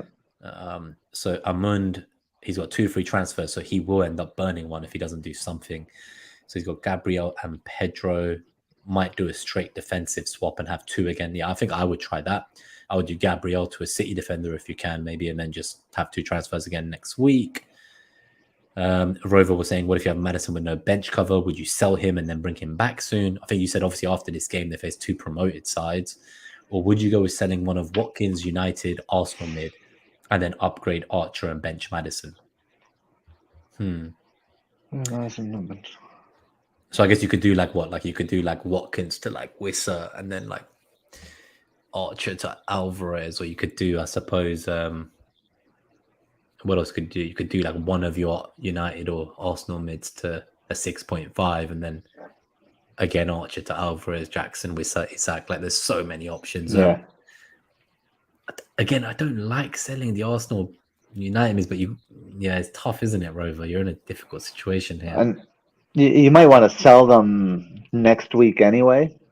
So if you You just need do it. that, if you need the Madison cover this week, you just bump it up a little bit and you take the hit if they do return.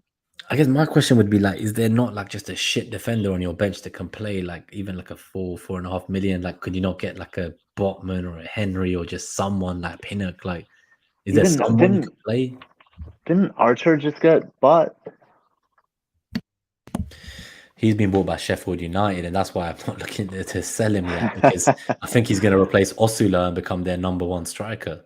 Yeah, but I guess I don't probably think he'll not be for ready this to weekend. start No, this week. That's the problem. I think keep an eye on Madison. I wouldn't be averse to selling Madison and just using that one free transfer rather than using 2 to get cover for him and selling people a week early. If the news doesn't sound as promising as the rumors suggest, which is that he could even be back in the squad this week, if suddenly they're saying, "Oh, we've checked the scans and it's looking worse," like then I think, yeah, you just get out of there while you can. Otherwise, He's yeah, saying forwards. his bench is Baldock and Kabore. Baldock was fucking injured as well, wasn't he? Baldock is 4.0. Yeah, Cabore's playing Chelsea. Well, what about Baldock to Gusto? Yeah, Just like, go Baldock to Gusto. if you don't have that the be your Carney, cover. yeah, if you don't have the Carney Chukwuemeka problem I do, then yeah, like I'm already screwed with Chelsea slots. Yep. He asks, how do you expect Arsenal defense to be? Kivior in for Tomiyasu, Partey to continue inverting, Zini to invert from the left and allow Gabriel to start and bring Martinelli more into the game. I really need to see if Arteta is going to persist with this. I do think he's trying to go for controlling games and we're going to be less fluid going forwards. He said Gabriel is going to play a lot of games this season. He says he's going to play a lot. He never said he's going to start a lot. He just says he's going to play a lot. And when you saw Gabriel sub on, he was like chest bumping people. They were like, he was like celebrating the defensive tackles, he's clattering people. Like, he's a fucking warrior. Like, Arteta's going to use him to close out a lot of games. And if this system persists, unless he learns to play left back better or left centre back better on his own, I'm not sure we're going to see him there without Zinni to his other side. So it kind of really depends on the system. I think if I had Gabriel now, home Fulham, surely, like I know it's like gambler's fallacy almost, like that, you know, like this time he's definitely going to start, this time he's definitely going to start. but like I really feel that like surely Zinchenko's back, like surely he's going to just try that, like just try the Zinchenko Gabriel pairing and go back to last season's system, like surely. But my answer is, and I think I said this because Salah then leading on to this says, how confident are you in Saliba? My view is that Saliba, Saka, and Odegaard are the only 3 players who are going to get like the majority of games and minutes in the Premier League for Arsenal. Like across that entire back line, I do not really trust anyone apart from Saliba. Yeah. Arteta almost has 8 defenders now, like 2 for each position, obviously even with the injuries. And I just think he's going to be doing so much nuts stuff. Like we thought Pep tinkers, this is going to be the same. I honestly believe it. So I think Saliba is the only one I really trust long term. What else do we have? Salah says, I have Udogi. I'm thinking of starting Udogi over João Pedro, even though he's a striker. It's between him and Colwell. I don't know if I could bench Colwell at home to Luton. No, start Pedro. I would be benching Udogi, but you know, I know he has more opportunities than Colwell for an attacking return, but I don't like the idea of benching Pedro. Not this week, anyway. If he gets benched again, then it's like, okay, he's a sell, but we've got to see what happens. We've answered the Leno question already. KB asks, I have Haaland and Wissa. I'm contemplating Watkins to Jackson on my free transfer. I'm torn because he has been returning and the other hasn't. So we've got a player who's been returning, Watkins, and he just scored a hat-trick tonight for a striker who's not been returning, but has incredible games coming up. I think this is personal preference. I like Watkins this game week, but I don't like him long term. I think moving to Jackson though is I'm just the Jackson is too inconsistent, too raw still for me, and Chelsea's still trying to figure themselves out. So I wouldn't move Watkins to Jackson, but I would move Watkins to Wissa. I'd move Watkins to Alvarez. So I think this is just like a personal preference. I don't have anything inherently against the thinking behind it, I guess. I think any of those strikers I would go for, yeah. Like obviously like Jackson, you're saying not specifically him, but yeah, I think I wouldn't be too torn on making that move personally. I'm not sure Watkins, I know he hauled tonight, but I think Hibs are like bottom of the league, and it's not a very great league. So, Cypher regrets selling United players for Foden and Mbeumo. Amund believes Estu has the potential to become the highest scoring defender this season. Sell Saliba if I want Jesus when he's back. I guess if you're tripled up, but my question is like, could you not sell like the Arsenal mid and just have one Arsenal mid with so many good mids? I assume you have two Arsenal mids plus Saliba, and I think I'd rather just get Jesus up front and remove one of the Arsenal mids and keep Saliba personally. I just think he is the main man in that defense. And cross that bridge when you get there. You don't need to like be selling players for a future. Yeah, you don't need to plan that yet.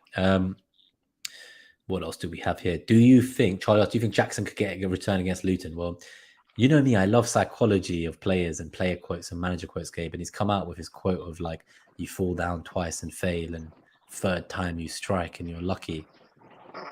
I just hope he's right about that. That gives me some confidence. I like those kind of voodoo decision making, but I'm sure he'll put another tweet out if he misses again and says, you fall down 3 times, you bag the 4th time. Like, you're just going to keep doing that every week. It's going to be like Darwin, who looked fantastic last season, got loads of great underlying numbers.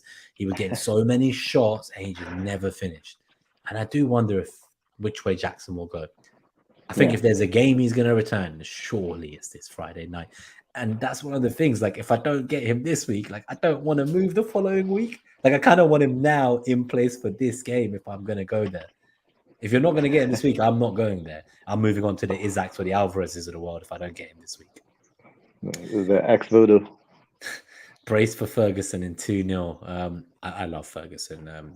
I wouldn't go against that. I think it's going to be a lot more than 2-0 for Brighton. No offense to my Hammers friends. Play Watkins over Pedro, even if Enciso is out. I think so. Right? Like, just the minutes are so much more assured. It's I think so. I think so. Yeah. Biggest question for me from Nahal: keep or sell Watkins? I guess it's like, do you have one free transfer? Because, like, I think we've covered it. Like all of the permutations, the Watkins permutations. It's a tough decision, though, for sure. Leon Bailey is overperforming his XGI per 90. He's a keep. So I think, some people apparently already have him. Claire's been asking, bench Diaby or Pedro? Diaby. I think so.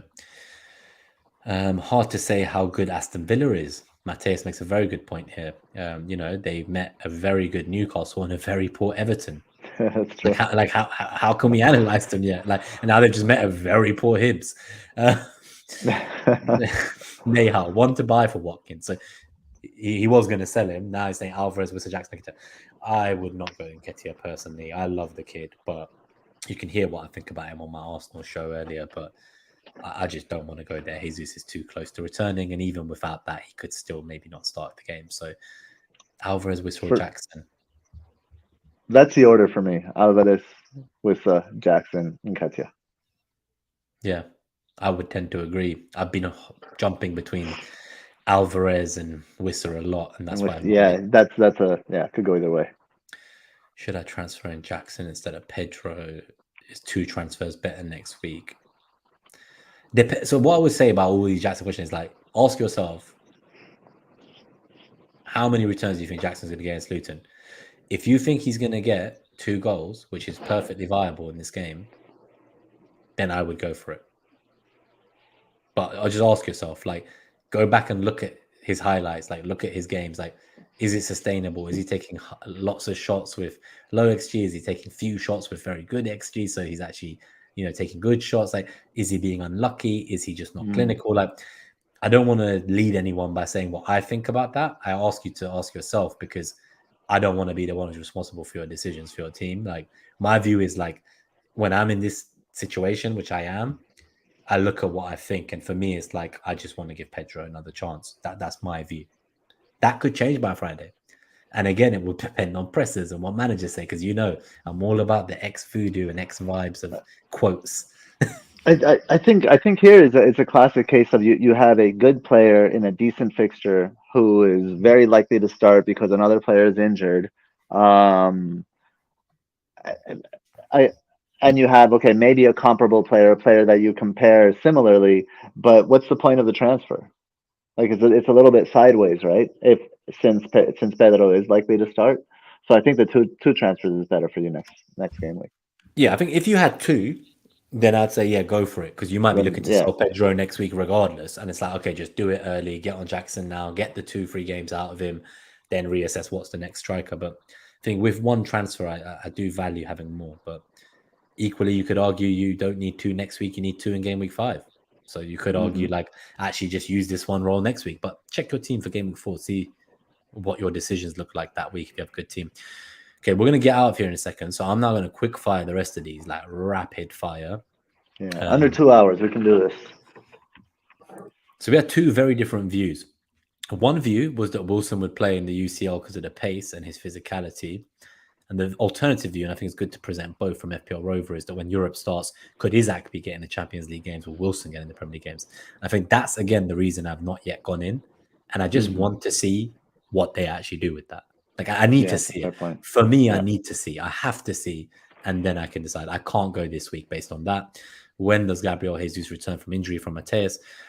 There was rumors he could have been, like, it was a very minor cleaning up of the knee, and they were saying he might have even been back on the bench in game week 2, maybe game week 3.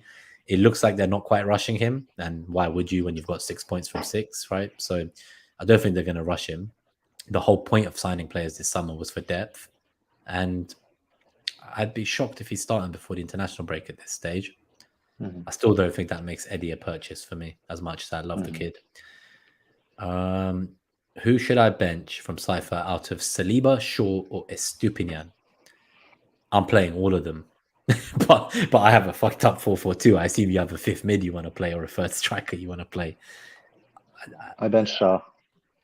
It's tough because I was thinking I'd bench Saliba because of the Onana ownership, but then Gabriel, Saliba, Ramsdale, those ownerships are pretty high too, right? Like, they're all pretty high. I'm not even thinking of ownership. I just think that United concede. I think Taiwo scores, so I bench Shaw. Fair, and he is.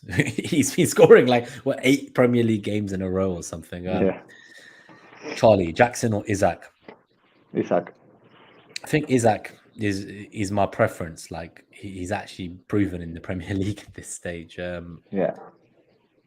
What else do we have from C Hunt? Mikel seemingly is putting a lot of faith in Havertz. Will he persist? Do we need faith? Maybe not limited to FPL, but the Arsenal attack in general. I think it's what I was saying about, like, the relationships are building and the positional plays difficult to get right when, you know, the positions aren't set and no one's played with each other. One thing that's interesting is when I mentioned that Rice played 2 different roles and Havertz has played multiple roles. When they asked Rice, he's been given some very candid interviews, like, is he going to play as a 6 or 8? Or like, what's the plan? What's the manager told him? He said the manager's told me that he's going to play us wherever the best relationships are. And I think, therefore, we don't actually know where anyone's really going to play. I think what I would say about Arsenal is forget the formation on paper. That's not where anyone plays. They play in like little trios or quads in positions throughout different zones, and it's all about the positional play and the different people moving into each other's out of spaces. So I don't think he knows where Havertz and Rice are going to ultimately end up yet. And until then, we're going to lack kind of cohesion going forward, but maybe we still have more control. Havertz, if you have him now, home Fulham, I know you've sold him, right, Gabe? So maybe you're better to answer this. Did you sell him this week? He's a wait and see. Like, we have to see the whole thing develop first. And right now, Havertz is just not getting the ball based on those far post runs. They're not finding him, right? I think we have like 3 more in 2 minutes. Yeah, 3 more. Let's smash these 3 more. FPL discomfort. Saka, Martinelli, Maddison, Mbeumo, Rashford, Pedro, Watkins, Haaland. If all of them are fit, who do I bench? I don't think Maddison's fit, so that would be my cop-out answer. Yeah, same. You'll bench Maddison. Yeah, like, there's no point asking that. What's at me if he's proven fit before the deadline? And I will just because he's a doubt, you might as well bench him. He's a doubt. Charlie asks, Odegaard or Martinelli? Martinelli. I think, yeah. I still prefer Martinelli overall. And they're saying Watkins has Liverpool next in the selling Watkins stuff. To sell Watkins, yeah, that's a good point. You sell him this week, and then like next week he's going to be top of the FDR, tied with Haaland against Liverpool's defense. Yeah, it's quite interesting. Cool. All right, I think that's everything. And yeah, it's just been a pleasure, guys. As always, thank you so much for your support. We're going to get out of here to keep it under 2 hours, get the podcast uploaded. We will be back next week. I'm going to be away on holiday for a wedding, so it will be Chris and Gabe running the show and steering the ship next week. In the meantime, good luck in Game Week 3. May your arrows be green. May your benching and transfer decisions go well. And yeah, big love to you all. If you enjoyed the episode, hit that like and drop us that vote in the Football Content Awards, please. It will mean a lot to us. And we're only going to plug it for like a week until the nominations close. So you won't hear about it again, I promise. All right, guys. I'll see you next time, Gabe. Enjoy your game week. And thank you, everyone who's been here live throughout the show with us. Peace. Peace. See you next time, guys.